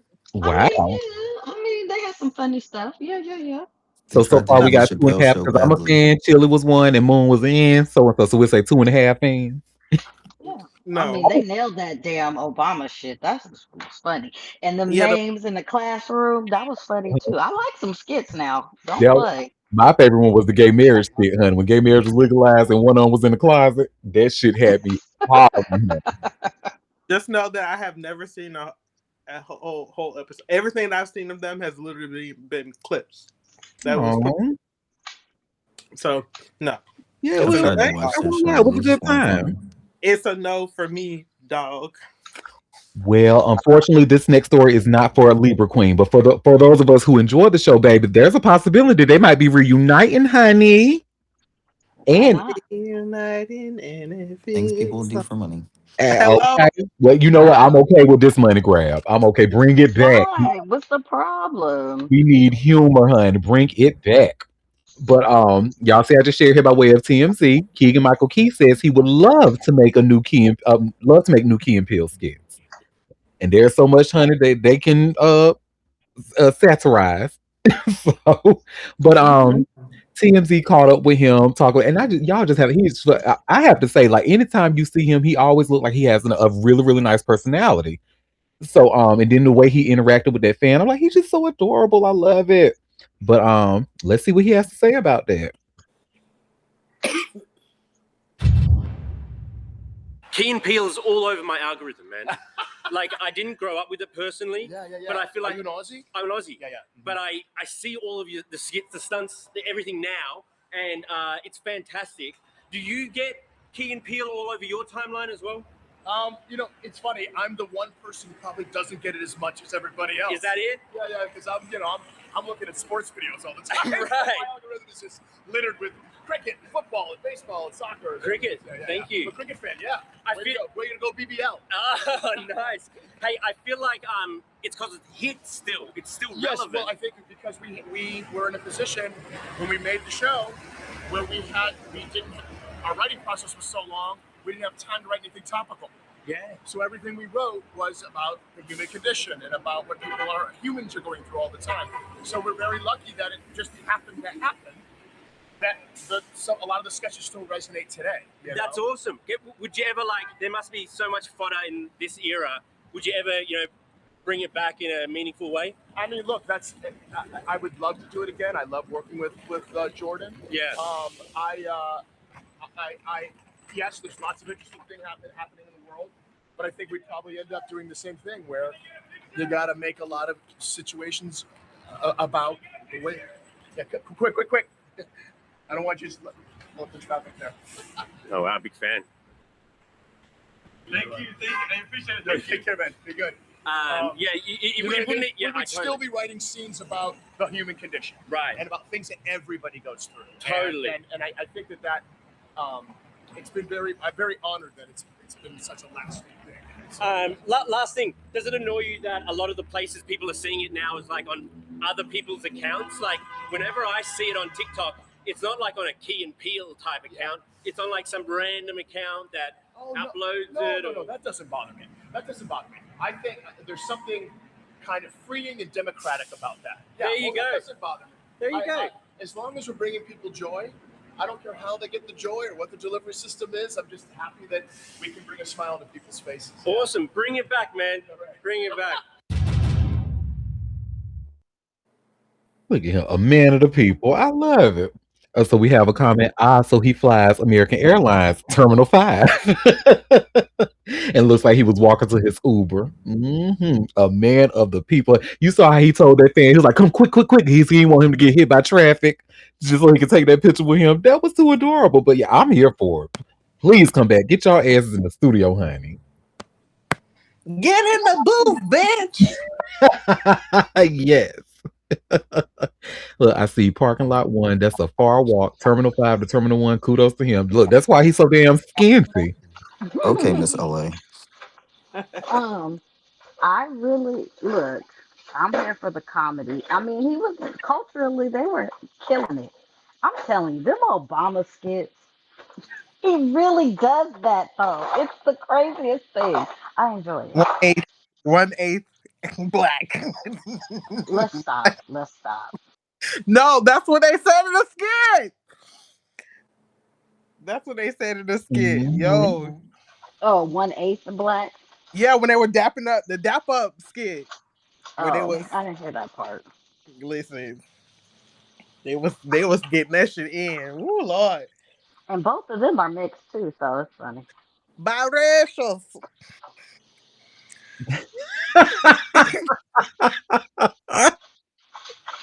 What? You said biracials. Oh. You're funny. That tickled you. It did. I wasn't ready. Y'all know, whoever is listening to this later, please don't mind me and my fuckery, okay? Child, I Welcome think they back. love and encourage our fuckery. Well, child, speaking of fuckery, honey, let's get into some gay shit, honey. Did y'all hear about what happened with the Queer Eye guys? Yes, I just What? said that. You see it too. Something popped up. I don't know exactly what happened, but I saw a little bit of the white gays left the black gay for dead. Basically, is what I got from it. I Uh sent huh. a, I sent the TMZ little breakdown video to our little chat thing on Oh, I'm gonna have to Facebook. look at that. Well, I have a TMZ article because basically what happened, the Fab Five were because I believe a new season of Queer Eye for the straight guys is supposed to be coming out. And the Fab Five were actually going to go on the CBS morning show to interview with Gayle King. All of a sudden, bitch, we only see Fab Four and no black Fab Five. You know, where's the black guy? Where's Karamo? And baby, we learned that he left them. So it looks like he left them because of some bullshit. And Yeah, what happened was, according to TMZ, y'all see where it says Karamo fell out with Queer Eye co-star, excuse me, after a hot mic trash talk. correct. Shout out to Black Mhm. Mothers. Shout out to Black mothers, exactly. So Kawarmo Brown fell out with three of his Queer Eye co-stars after a hot mic moment his own mom overheard on set, TMZ has learned. Sources familiar with the situation tell TMZ the cast, Karamo, Anthony Porowski, Tan France, Jonathan Van Ness, and Jeremiah Brent were filming season 10 last summer in Washington, D.C. when Karamo brought his mom to set to visit for one day. We're told she was given production headphones and observed filming nearby. At one point, Karamo stepped away from the group, and while he was gone, Anthony, Tan, and Jonathan were overheard speaking negatively about Karamo, including criticizing certain lifestyle choices he makes. Unfortunately for the three guys, Karamo's mom heard the entire conversation through her headphones and later told her son what was said. Our sources say the incident created an immediate rift, and Karamo has been on the outs with Anthony, Tan, and Jonathan ever since. Jeremiah Brent appears to be the only castmate Karamo remains close with, as he's the only one Karamo still follows on Instagram.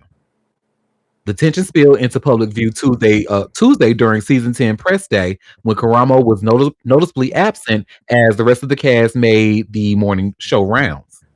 We're told when Netflix PR arrived at CBS Mornings, CBS producers informed Netflix reps Karamo would no longer be appearing after his assistant emailed the show about his absence. As we previously reported, Karamo's assistant cited mental and emotional abuse, saying Karamo had been advised by his therapist to protect his peace.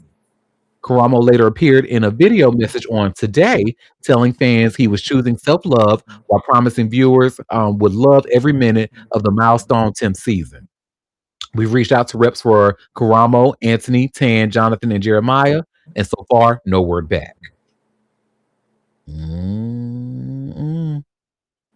Child, any black guy who has, had any type of experience or any proximity or anything to like a white guy, baby, we got some stories to tell.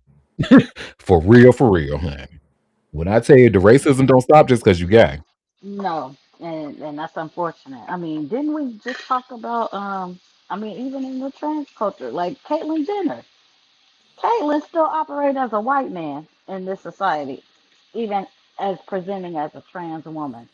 Still has white men views and values. So yeah, I mean, you don't it's even got to be unfortunate. gay to see this. Hmm.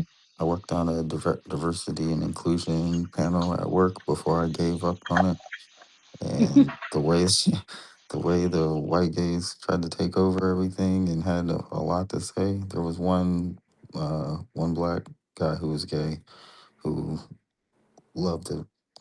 He was trying to be gay first. It's like, nigga, they still see you as a nigga. We keep trying to tell you. Hmm.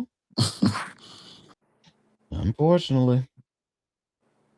So yeah, that's that on that, honey. Wait, TMZ, they said that they've reached out to the other castmates and no one has responded to them, but one actually did respond before we started the show, and I have that an article from People and Anthony Porowski responds.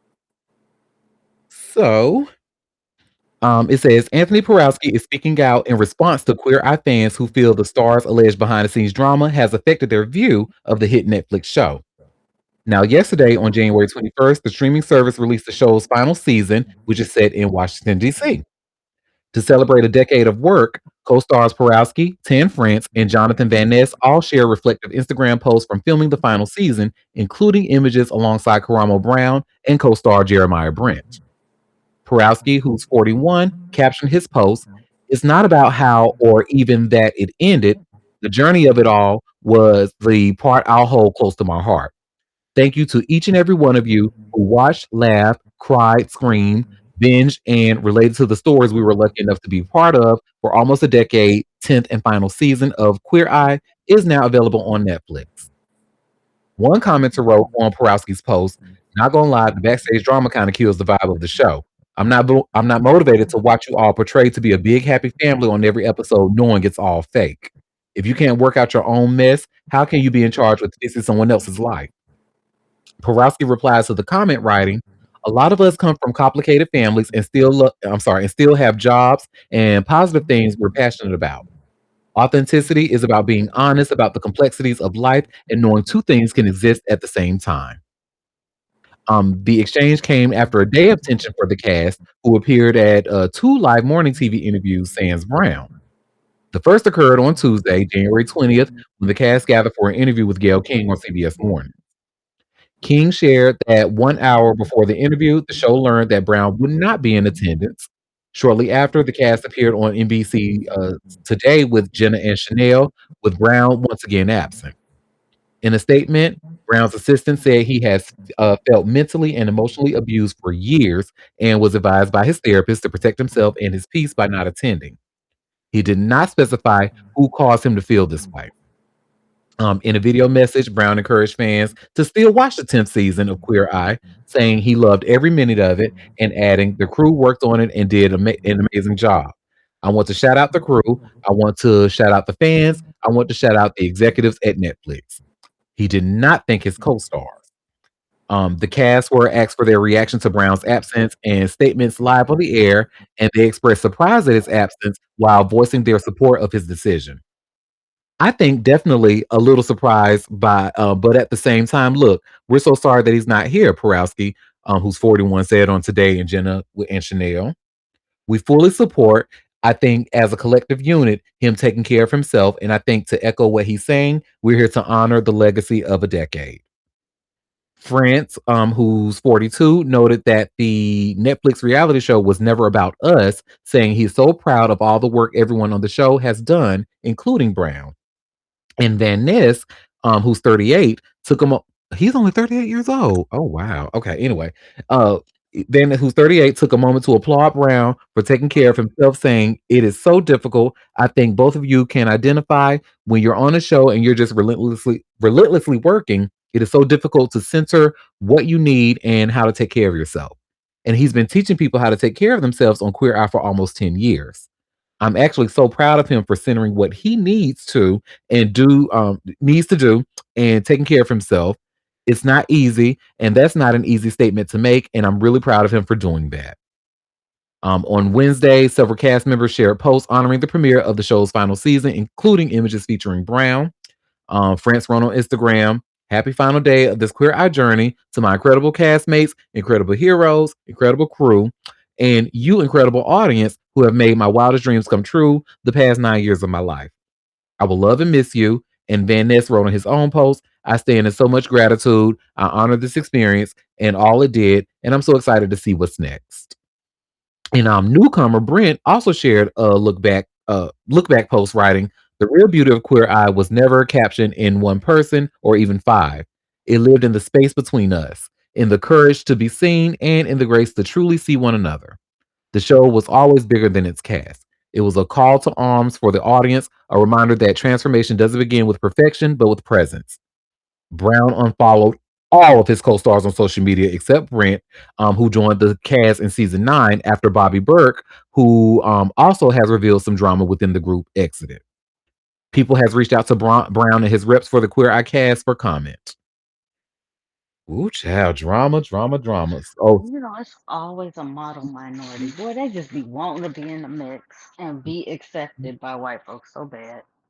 and we have a question. I don't watch the show. Is Kawama white centered?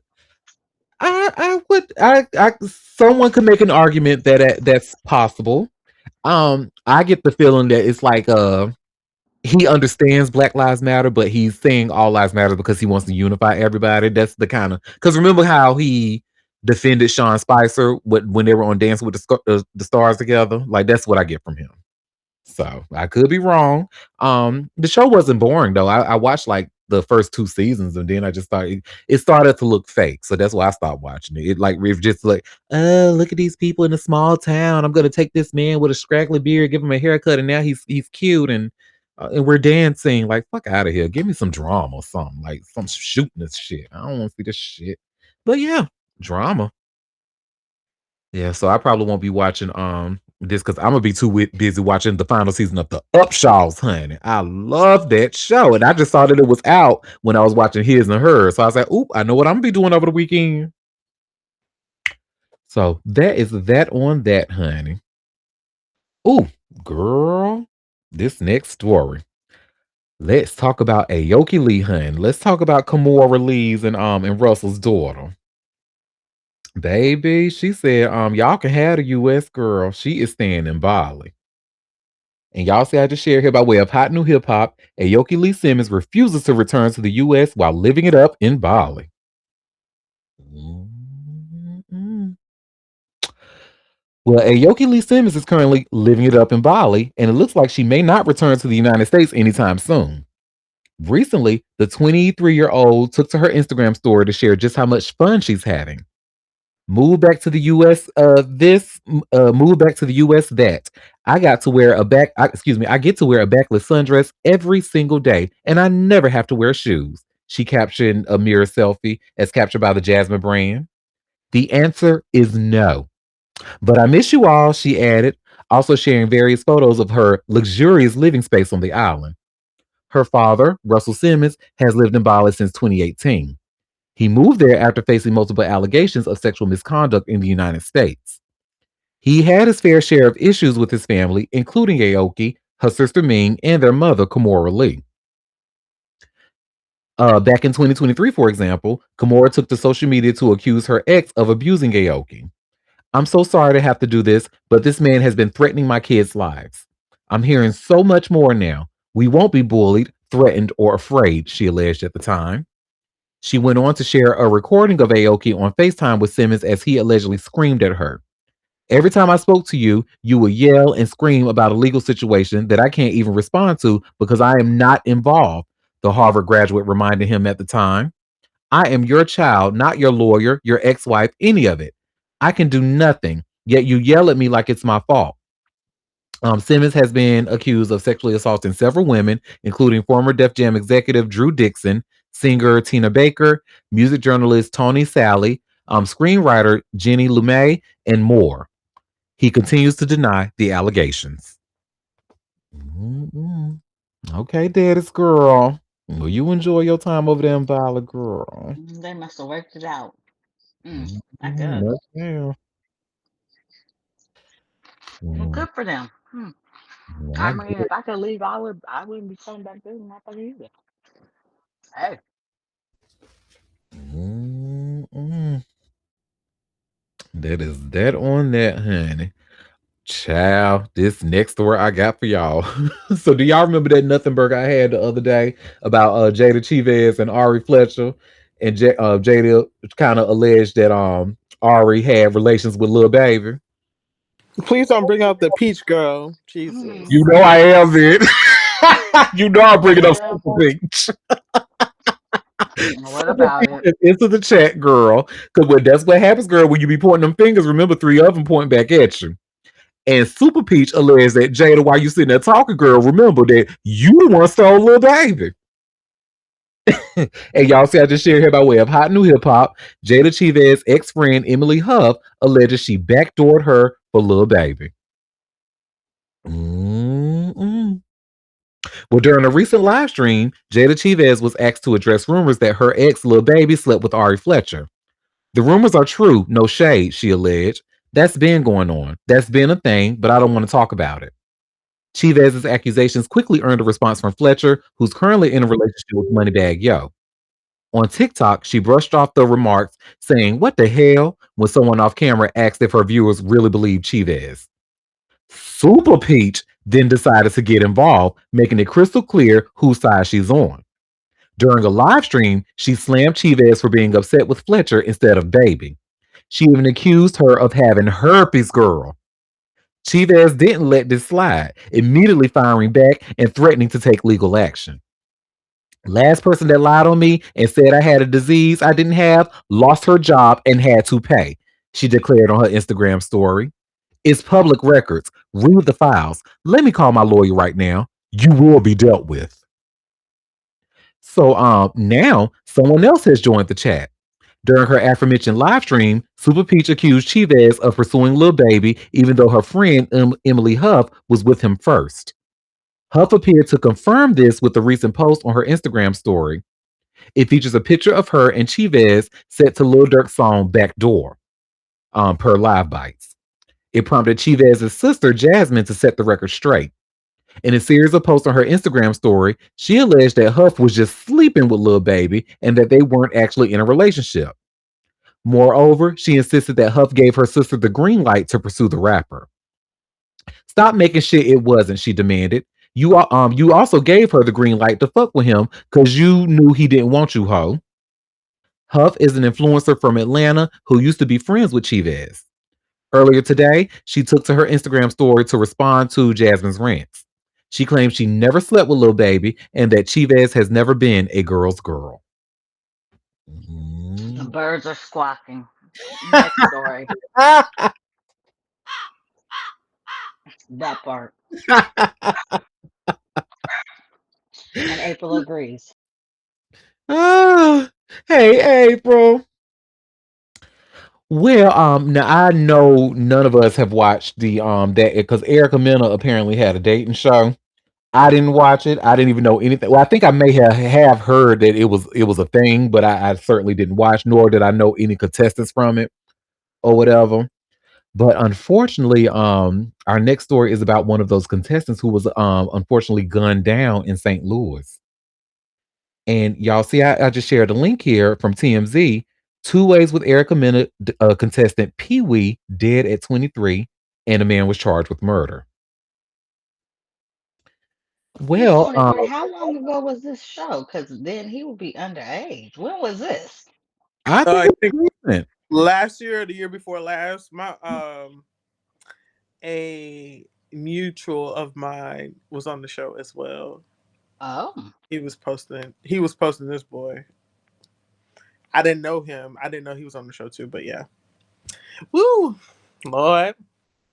Yeah, this is sad, unfortunately. Well, a contestant on Erica Mena's reality dating show was fatally shot in St. Louis, and prosecutors have already charged a man with murder in connection with the death.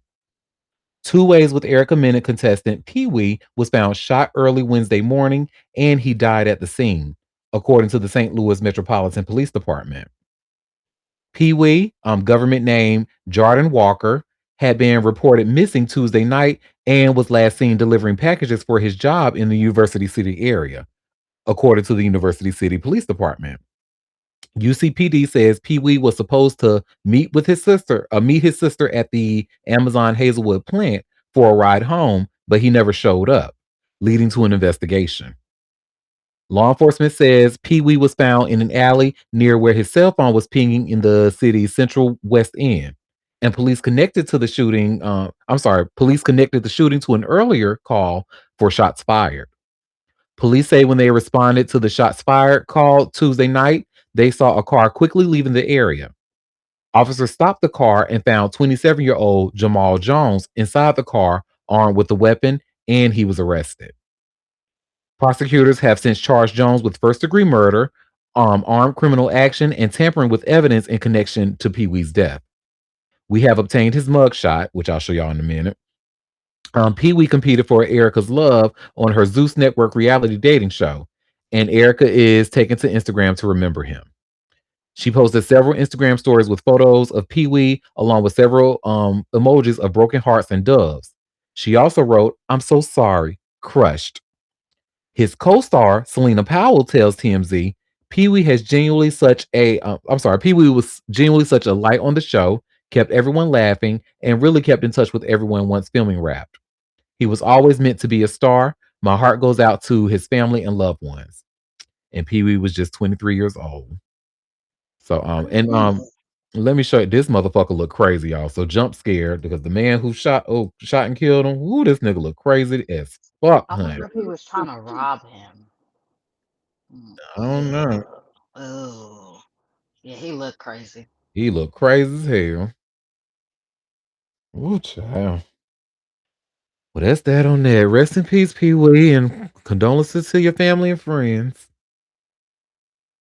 So, ooh, y'all, this next story. So, y'all remember YNW Melly, the murder on my mind, who, he's currently in jail for allegedly killing two of his friends and talked about it in his song lyrics. Well, honey, it looks like he just actually had a win in court recently. So I have this article here from TMZ, and you all should see where it says YNW Melly prosecutors drop witness tampering charges.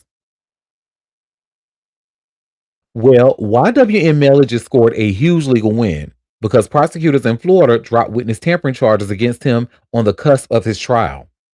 The Murder on My Mind rapper was set to stand trial on the state charges. Jury selection was set to begin Wednesday, but now he can turn his attention to his double murder trial.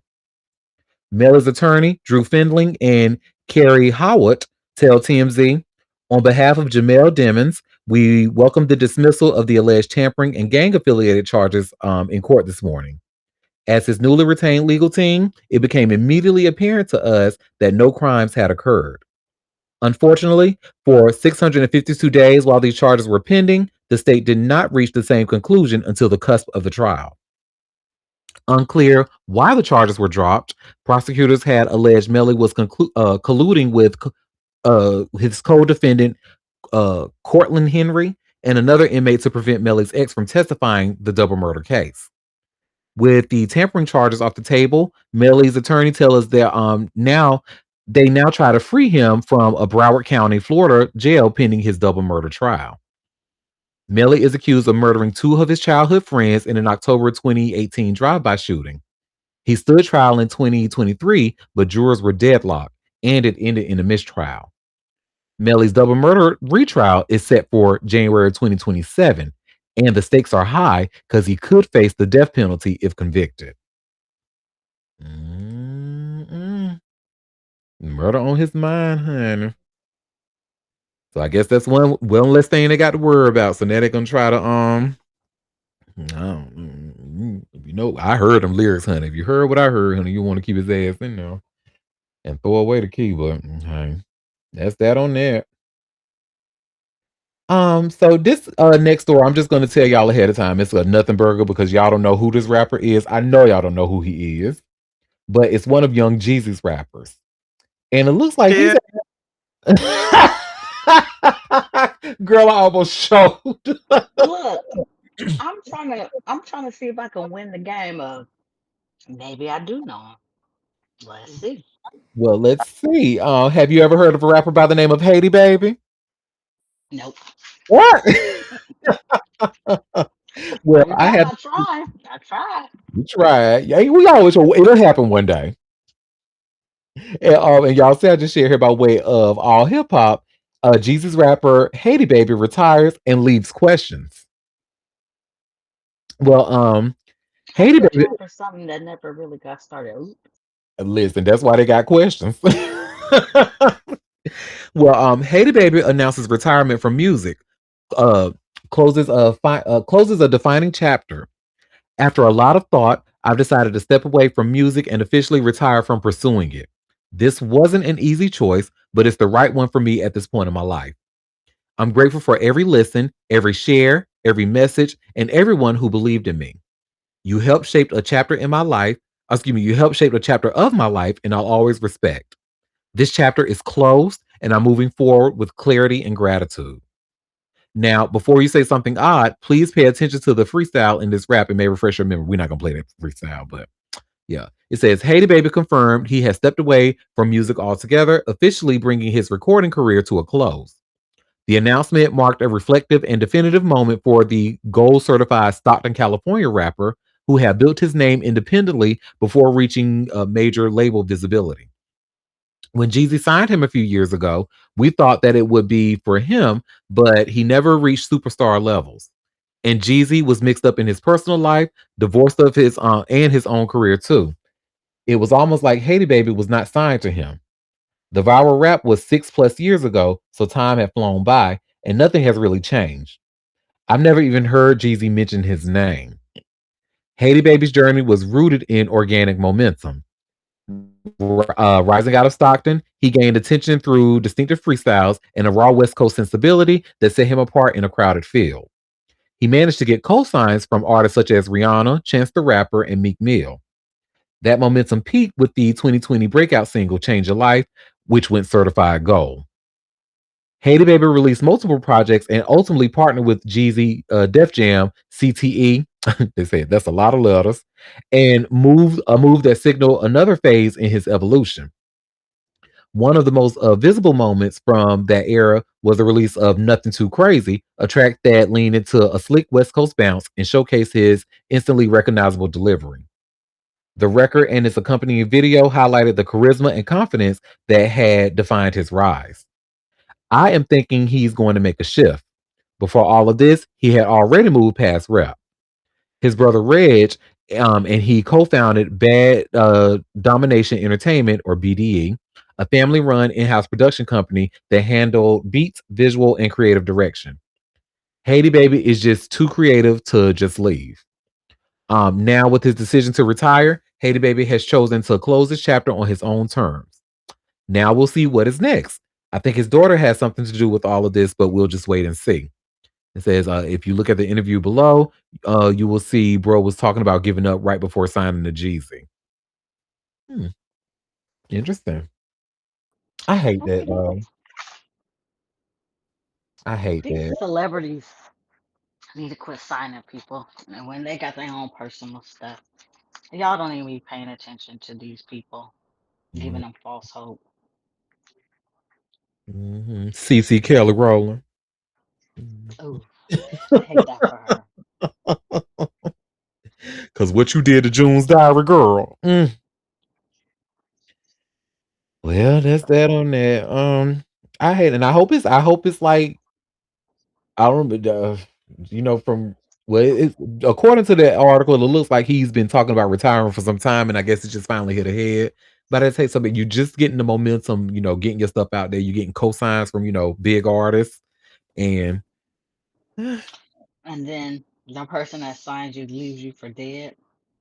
yeah, well, that's that on that, honey. I got three more stories left. Oh, Well, the next one here, I'm sure it's something that we could care less about, honestly. But do y'all remember hearing about Mitt Romney's sister-in-law, the one who unfortunately committed suicide and trigger warning suicide? But do y'all remember hearing about her? no, not off the top of I don't know. But what's up? Well, honey, y'all see I just shared here by way of TMZ. Mitt Romney's sister-in-law left suicide note in Book of Mormon, and she had Xanax in her system, honey. Okay. It sounded like she left peacefully to me, honey. No shade. But anyway, Mitt Romney's sister-in-law left a handwritten suicide note tucked inside a Book of Mormon and had Xanax in her system when she died, according to the LA County Medical Examiner. The ME's report says detectives discovered a Book of Mormon on the front passenger seat of Carrie's car. In the final pages of the book, authorities say Carrie left a handwritten suicide note. Medications were also found inside the vehicle. The report states Carrie had 6.3 milliliters of Xanax in her system at the time of her death. And just a quick pause. Now, chili is 6.3 milliliters. Is that a lot? Or no, maybe chili might be a wave right now. Let me Google that real quick. Is six? Is it mLs that it says? Mm-hmm. Mm. 3 milliliters, a lot. Let's see what Google says.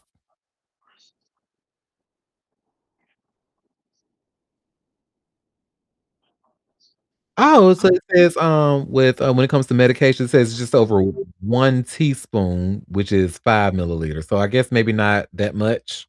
Xanax. well, Xanax, but you take it in pill form, I guess. I mean, yeah. I mean, you take it in pill form, so I'm like, milliliters indicates a liquid, right? So I don't know. Well, it says 6.3 ng/ml. So Mm. don't give me the line, child. I wonder how many pills that is crushed up. Mm-mm. Well, it goes on to say a witness told first responders Carrie was seen pacing on the top level of the parking structure, watching security cameras and looking over the edge of the parapet. The report Mm. also states surveillance footage captured her final moments. The medical Damn, she examiner's jumped off a building? Mhm. Eesh. The medical examiner's findings note the injury occurred when she fell backwards from a seated position on the rooftop parapet. As reported, Carrie died from blunt traumatic injuries after falling from the rooftop of a parking structure in Valencia, California, back in October. Carrie's husband, Scott Romney, Mitt's brother, had reported her missing to the sheriff's department. He told authorities she previously drove her car off a cliff 2 years earlier and had struggled with anxiety, per the report. At the time of her death, Carrie was also in the middle of a divorce. Scott filed in June, citing irreconcilable differences. The couple married in 2016, and Carrie was Scott's third wife. And then it ends with if you or someone you know is struggling or in crisis, help is available. Call or text 988 or chat 988lifeline.org.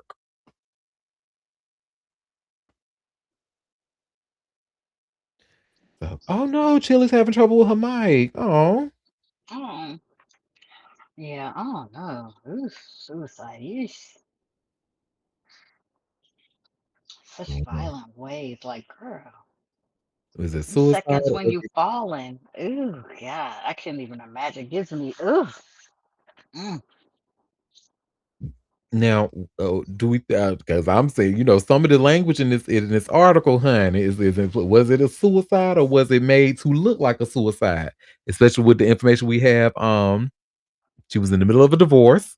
Now it looks like he filed irreconcilable differences and then said that she tried to drive her car off a cliff and stuff. But and this is his But they third said wife. she was by herself. I mean, there was surveillance cameras, so maybe the divorce is what,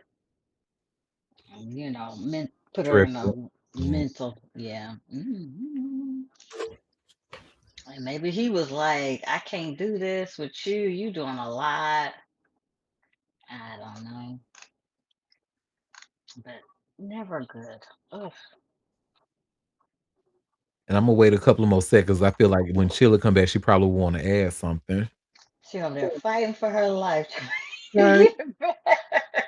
I know how it be because when you be click out or something happen with your mic, it take a Matter, let me see if I'm gonna try to take it away from her and then give it give it back to her to. again. So switch to listener and let's see if that helps.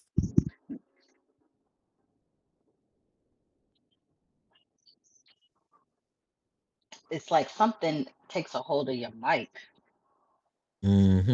That happened to me a couple of times. I forgot what triggered it, but I remember I was doing something. I don't know if I was looking at. Oh, I think I went to TikTok. That's what Oh, happened. I went to TikTok while I was in Chatmosa, and it messed up it the. was trying to hold your mic hostage. Hmm. Oh, it says allow mic won't come up. Oh, Oh yeah, I have when that happens, especially if I like get phone calls during this, I have to come all the way out, swipe out of the whole thing, refresh. And then when I come back, the allow pops up. It's like it has to reset. mm, Oh, technology. okay.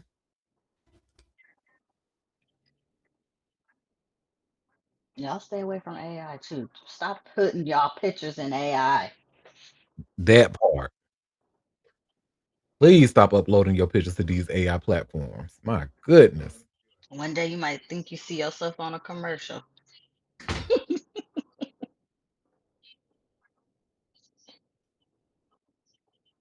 Oh, it looks like we have tech support in the chat. So, Okay, live tech support out.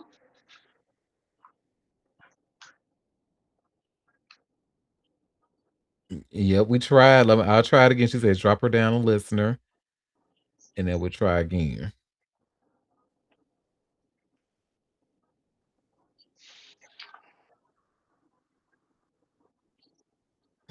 Look like she having the same trouble.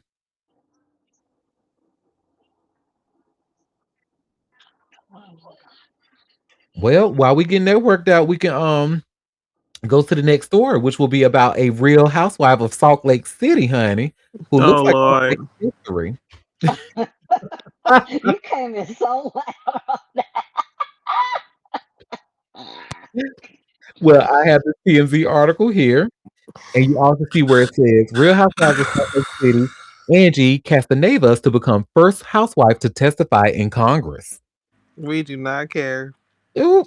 Well, we don't, but I'm sure there are a lot of Housewives fans who do care about this, and those people they like to generate engagement. So shout out to those Bravo fans. Identify yourself quickly. If you like that, then where you at?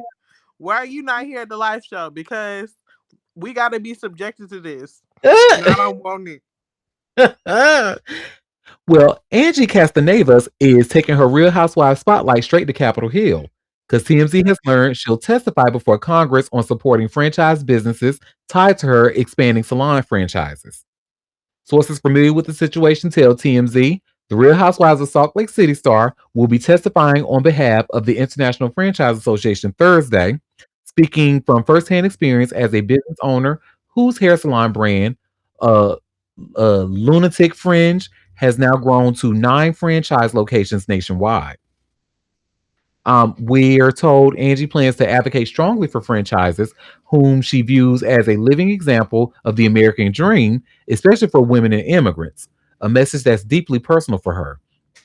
Angie's parents immigrated from Greece, and our sources say she sees franchising as a pathway to ownership, independence, and generational opportunity. And here's the historic twist. This will make Angie the first real housewife to formally testify before Congress, marking a major milestone for the Bravo universe. While no Real Housewife star has previously testified before Congress as a reality TV personality, Bravo's influence in Washington isn't entirely new. Lisa Vanderpump has addressed Congress, lobbying lawmakers to take action against the Yulin Dog Meat Festival and support a House resolution to end the dog and cat meat trade. Cat meat trade. Oh, I didn't even know that was a thing. Ew. Anyway, still Angie's appearance stands apart, blending pop culture, entrepreneurship, and public police in a way we haven't seen before. Good for her. Good for her. And truly, I'm a fan of this. So good for her because I think this is with having a mother who works in the beauty service and stuff like that. Who's the owner, entrepreneur in that field. Shout out to this. I can't help but to you know to support it. So get it in, girl. Make them write something in the law to protect y'all because it's crazy out here. Well, that is that on that. Well, our last story, let's talk about some more record breaking, honey. Let's talk about some more record breaking. So I'm sure we have heard about the Oscar nominations. Oh, Chili, you back? Finally. Oh, yeah. Oh, it looks like you had to reboot your iPad. Yeah, and it took a while for the allow mic to pop up, but it did come up finally. Let Chili be free. Amen. Free Yes. me. I was trying to answer your question about the Xanax and you was talking over me. I'm like, damn, nobody can hear me. Oh. We ain't hear So, you. would you like to tell us your answer? I was saying I didn't know because we don't give Xanax to children and I wasn't familiar with it. Oh, Ah, And I kept talking and you was talking. I'm like, I don't think anybody can y'all hear me? And nobody responded. I'm like, oh my God. Anyway, I'm back. well, that's that on that. Yes. mhm. And yes, we're gonna end with some good news, honey. Let's talk about because we heard about those Oscar nominations and all of that. But baby, Sinners has broken some records, honey. Oh, good. And y'all see, I have this TMZ article. It says here, Oscars 2026, Sinners makes history with 16 nominations. And 16, honey. Well, from the rooter colossal. to the tutor. Well, colossal news for Ryan Coogler's Sinners. The horror flick just made Oscar history with a massive 16 nominations. Sinners officially blows past the longtime three-way record of 14 noms held by All About Eve, Titanic, and La La Land. And you can bet the cast and crew were losing it after Thursday morning announcements. Um, the hall includes Best Picture, Michael B. Jordan for leading actor, Wumi Masako and Delroy Lindo for supporting actress and actor, and even a nod in the brand new Best Casting category. Mhm. MBJ now finds himself in a stacked race, going head to head with Timothy Chalamet for Marty Supreme, Leonardo DiCaprio for One Battle After Another, Ethan Hawke for Blue Moon, and Wagner Moura for The Secret Agent. Um, while Sinners was cleaning up, not everyone was celebrating. Dwayne Johnson got shut out for The Smashing Machine. Chase Affinity missed for One Battle After Another. Amanda Seyfried was snubbed for The Testament of Anne Lee, and Wicked for Good walked away with nothing. Who? Wicked for Good walked away with nothing. When you do clownery. Okay. And then it goes I was on. like, who? Kate Oh yeah, Wicked. Then it goes on. Kate Hudson was nominated this morning for Best Actress for her turn in Song Sung Blue. She was last nominated for Almost Famous in 2001, losing to Julia Roberts for her work in Aaron Brockovich. That's award season for you. Today's snub is tomorrow's comeback. Well, child, yeah, we see some comments. Golden Globe winner Hamnet was snubbed. Haven't seen it since it was in theater. Center 16, one battle after another 13. Wicked, Hamnet, F1, nothing. Oh, well. Mm. Look here. I saw something. Kevin on stage said, "Don't let the nominations be the award.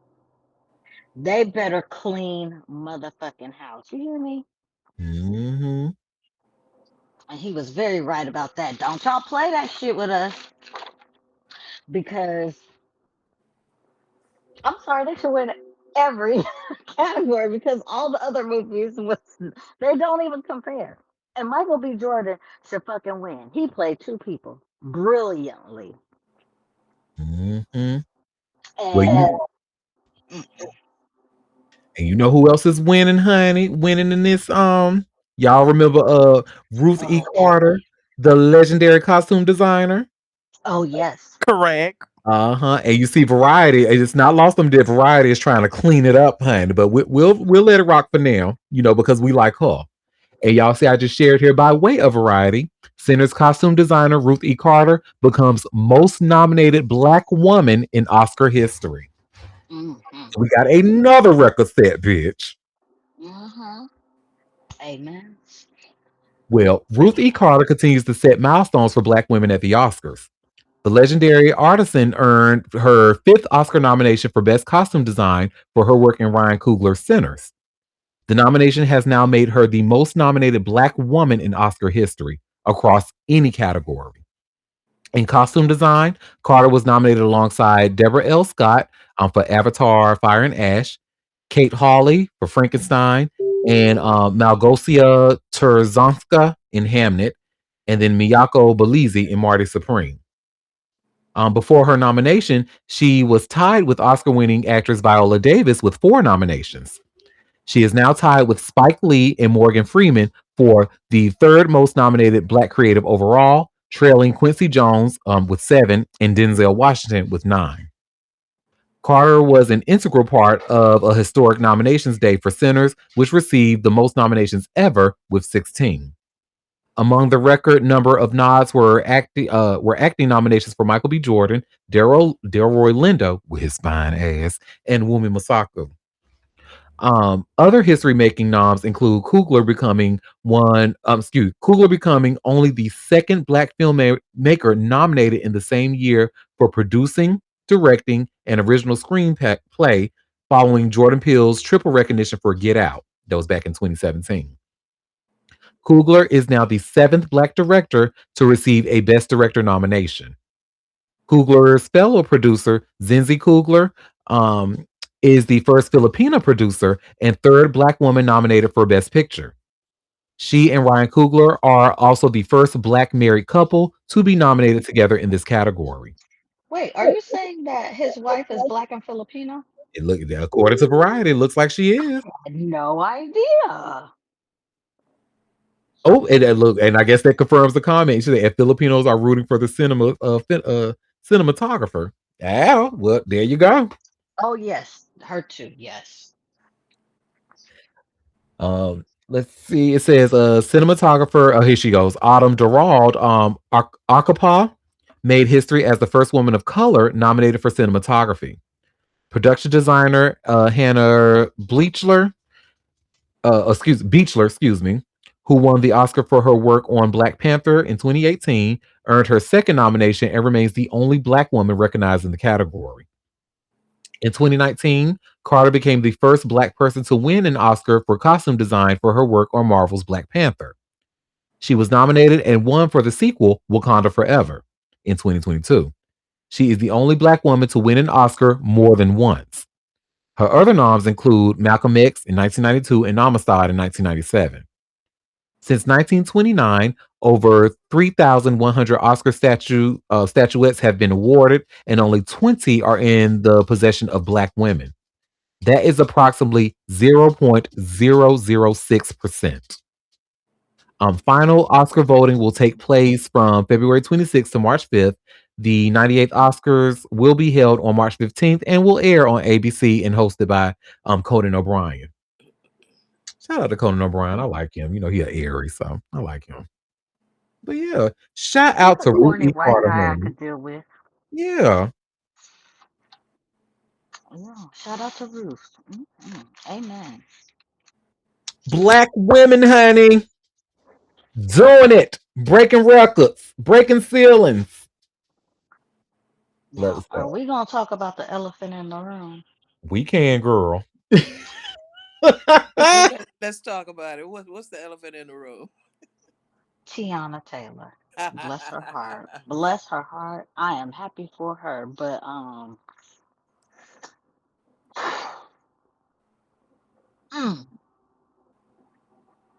I I'm just shocked that for her first season really out here in the acting realm, she's getting a lot of award. I mean, getting like she won the Golden Globe and now being nominated for an Oscar. I'm here, like Auntie said, I'm here for black mediocrity. They should be able to do whatever. But I, I have, I feel yeah, like why are we throwing her up there so quickly? But I don't know. I don't know because I don't want to tear it because I love Tiana. I love her, and she is talented as fuck. Now, is her acting skills up there yet? No, Not at but all. but I know she better not win over Woman. That's all I know. Bless her heart. Now she is Oscar nominated, Golden Globe winning. She can add this to her resume. Amen. But when Mhm. we Let's talk about not add a actress, win. yeah, like I feel like, am I looking at this art wrong? Like, am I? Because I'm like, shit. I mean, for her to jump so high so quickly, I almost feel like they keep trying to throw out these awards to black folks just because. Like that shit they did with Angela Bassett, that honorary Oscar. Because they was out of pocket for not giving it to her 15 other times. That shit would have been in the trash, honey, waiting for collection day, honey. Get that shit out my house. Are you kidding me? Honorary Oscar, girl. Eat this honorary cooch, honey. Fuck out of here. Hey, puppy. That I just felt like that was just a Hey. whole middle finger to her face. Like you already done snubbed her. So, but then to add insult to injury because y'all asses were getting a lot of backlash. Oh well, let's just give her an honorary Oscar to shut up the black people. Like What and what was it honorary for what? What was it for? Her overall achievements or I forgot, child. Worthless. It was a paperweight. expensive paperweight at that? Mm, That's like I an Mhm. guess. honorary degree. Like why? At least you get to go make a speech and give wear the robe. Ceremony or something. Like you know what I'm saying? Like You didn't get nothing. Here it is, girl. you and she's an actress, TV and film. And they yeah. I can't wait to get But my honorary degree from Harvard. and you will, boo. You will. If not Harvard, then what's the other one? Johns Yeah. Hopkins. Where Bless your heart. everybody from? Bless your heart. But I just I don't know. It just shows that the Oscars really are full of shit. hmm Hashtag Oscar so white.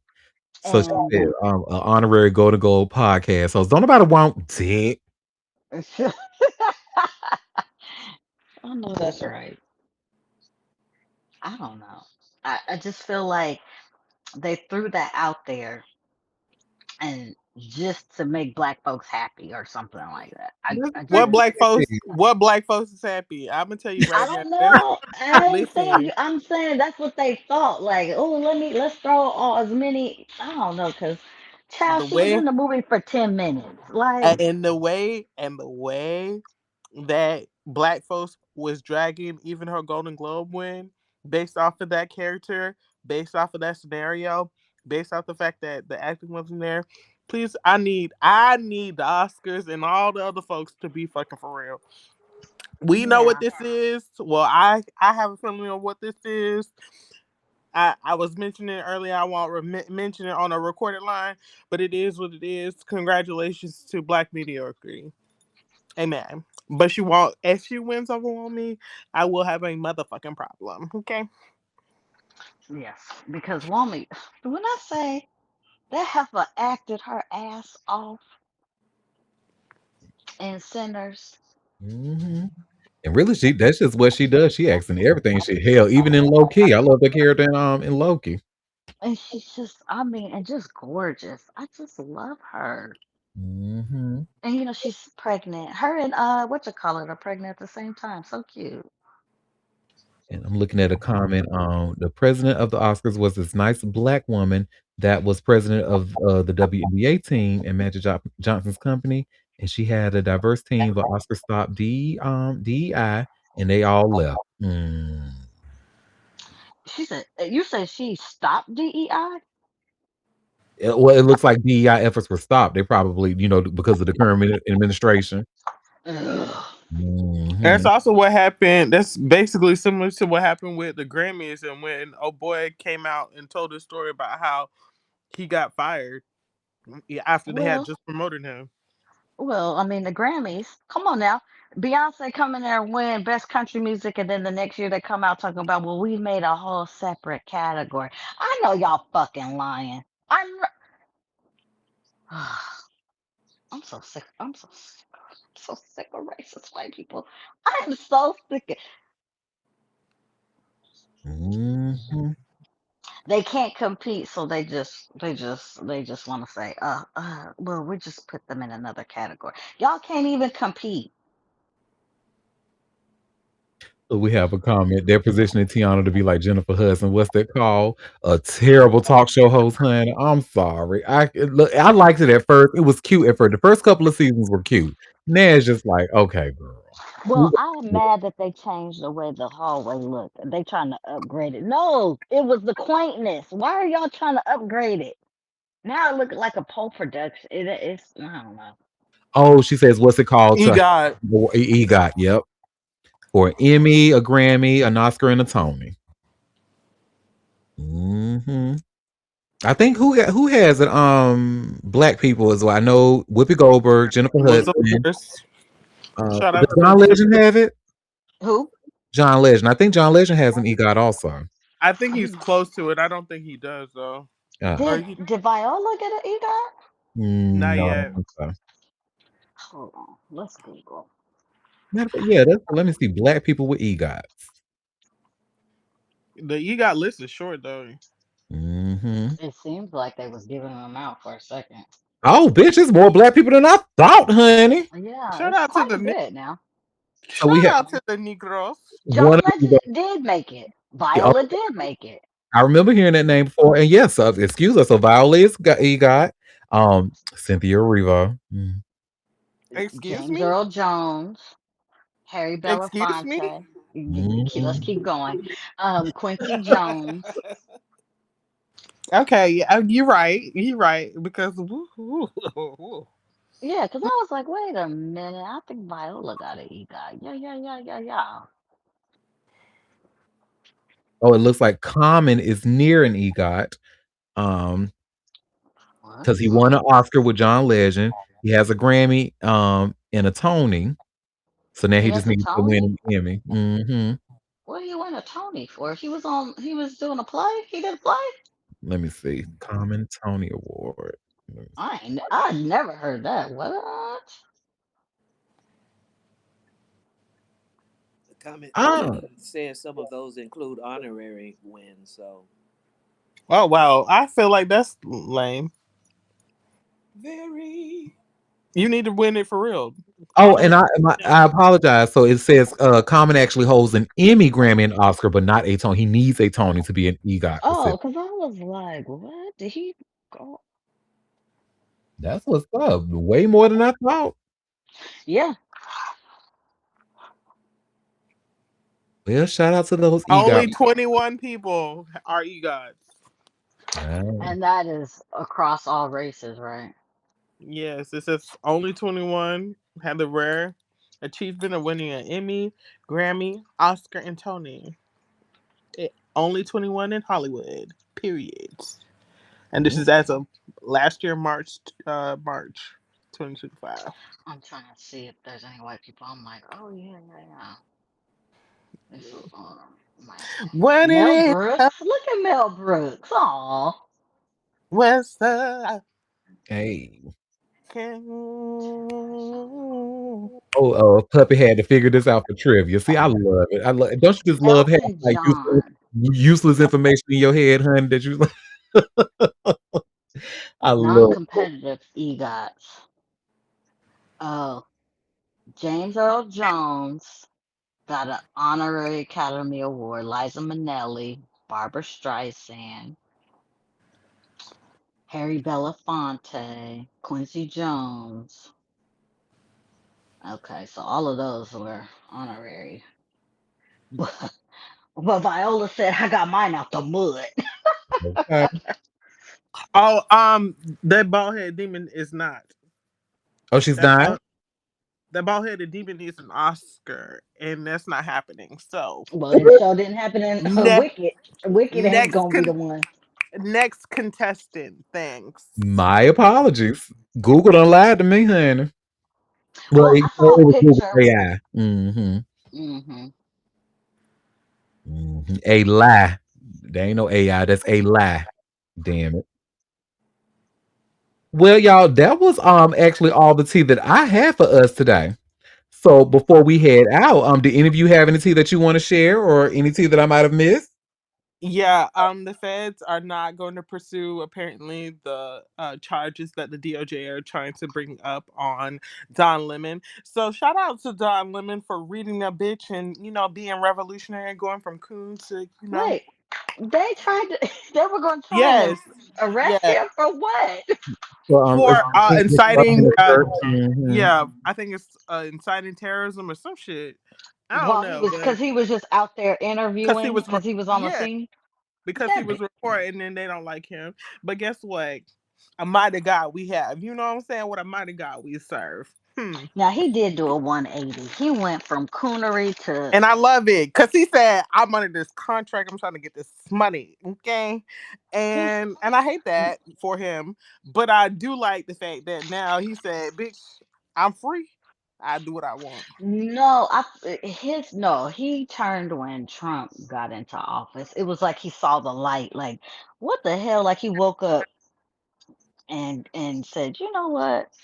I've been wrong, and let me get my shit together. Let me get right with the Lord. Hmm. Yeah, we love somebody having to come to Jesus and coming onto the right side where they need to be. Look, I appreciate his change and his 180 and his growth, honey, but she still can't sit with us, honey. Mm-mm. Stay Oh, your I ass didn't say he there. can sing. He could, as long as he's doing the work. Mm-hmm. That don't mean you got to sit at the table with us, but you can do the work. Amen. Good job. He's like, I Okay, might give you a nice little better thumbs up, but that's all you're getting from me. better you than me. Amen. Just drink her liquor on New Year's, exactly, honey, and suck that white penis. Ooh, Jesus. You. Yeah. At least you didn't say the other word. Oof. This is a PG Oh, 13. yeah. Thank you, cause I don't like that word. Ugh. That is so cringy. It is Yeah. so cringy. Well, thank you for that, Yeah. Lady Queen. Did anybody have any other tea that I might have missed? Hold on, Ah, wait a minute. Hold on, I No, had something. Hold on. she digging in the crates. Cause I be trying to say something, but maybe we will save this for next month, but maybe not. Apparently, um, that there is a lady by the name of Roxanne Brown. It's the first Black American and first woman president of the United Steelworkers. So shout out to her for Oh doing her yeah. big one. We love Black excellence. I shout out mean, to Roxanne Brown. Roxanne, you we ain't could gotta have. put on the red light. Okay. If people Oh, would have belay voted my last, correctly, belay, we could be on at brunch right now, not stressing about the damn fucking state of the world. But I belay digress. my last. She is the first Jamaican American Oh woman. wow. Oh, And that's a real male dominated field, steel workers. Absolutely. Wow. Okay. Absolutely a male dominated field. she must have Go got them Roxanne. together. What the Jamaicans like to say, big up Roxanne. Roxanne, Look, I know they call her Roxy. Some just tell me they call Roxy. Big up Roxy. Roxanne Brown is her name. Amen. Okay, Miss Thing. Well, I like to end on a good note. Look at that. Okay, black women setting records, honey, like they always do. That's why they the most educated demographic. Okay. Excuse me, college educated demographic. Let me be specific. Oh So, yeah, and we were the most let go in this girl, DEI stamp out, and then turned around and been the biggest entrepreneurs to come out like say, oh, we can't handle that. That's all right. We'll make our own jobs. Thank you. Another one. Thank you. okay. Shout out to black women. Y'all know I'm a black woman stan. So, But the thing is, before we go, it's like they do all this work to try and keep us down, and history shows y'all can't keep us down through slavery, Jim Crow, civil rights, all of that. Y'all can't keep us down. misogyny or misogyny war, really. Yes, y'all can't keep us down. When the Great Depression happened, y'all thought y'all was keeping black folks out of them banks. And guess who had all the money when them motherfucking white people was dead ass broke eating potatoes and shit, and Mhm. black folks was doing all right because that all their money was at the house. That's right. So y'all great grandmamas, because I know y'all I'm getting old, so I know it ain't y'all grandmothers, because y'all grandmothers is like my age. But anyways, Who? um not y'all, but some of us were grandmothers who used to keep their money under the mattress. That's why. Mhm. When the banks collapsed, black folks' money was still good. Amen. Well, shout out to the black people, honey. Shout out to my nookers, honey. Like my sister Monique say, I love us for real. Mm-mm. And Correct. thank you all for taking time out of your busy day to come and sip tea with me. We will be back tomorrow with more fresh tea, honey, for us to discuss. But in the meantime, you all have a don't forget to subscribe to a bitch at auntiedare.com. Wait a minute now. Are we getting another email? Yes, I'm having fun doing those. Yeah, because I Hey. seen the pictures, but them pictures wasn't what we talked about today. But God is good. Those pictures were what we talked about because I gave y'all an email teaser about Stefan Diggs, Steven Okay, okay, Seagal. okay, okay. Uh-huh. I take it Latina back. slinger. But yeah, I Yes. Boy, love the emails. I'll be over here like, hey. y'all stay away from Stefan. His sperm is strong. Y'all stay away from that man. You need to double check my email address because I'm not getting any. Oh no. Oh, Uh-oh. ooh, have Hurry you up. checked your what you call it? Your junk mail, No, but I guess I should check that. just in case. Yes, honey. Make sure you subscribe to me so you can feel just like my Libra Queen, honey. Get excited about my emails. I have seen my emails. Yes, I have. I saw my. I want a warm hug. Yes. Exactly. Everyone is that. Just make sure your email ain't doing all the. You come from a strong block and you a Well, blocker. yes. Well, So I'm yes. sure your email is just as strong. The thing said too exclusive. Yeah, I didn't even think about checking. I'll check and see because I know I subscribed. I'm like, where's my warm hug? Phil is known what the blocking queen. You wasn't getting it, honey. You Look, better and Puppy know made it. it clear in the chat. The address line says Auntie Derek. Right, I know. That's why I know I'm not getting it.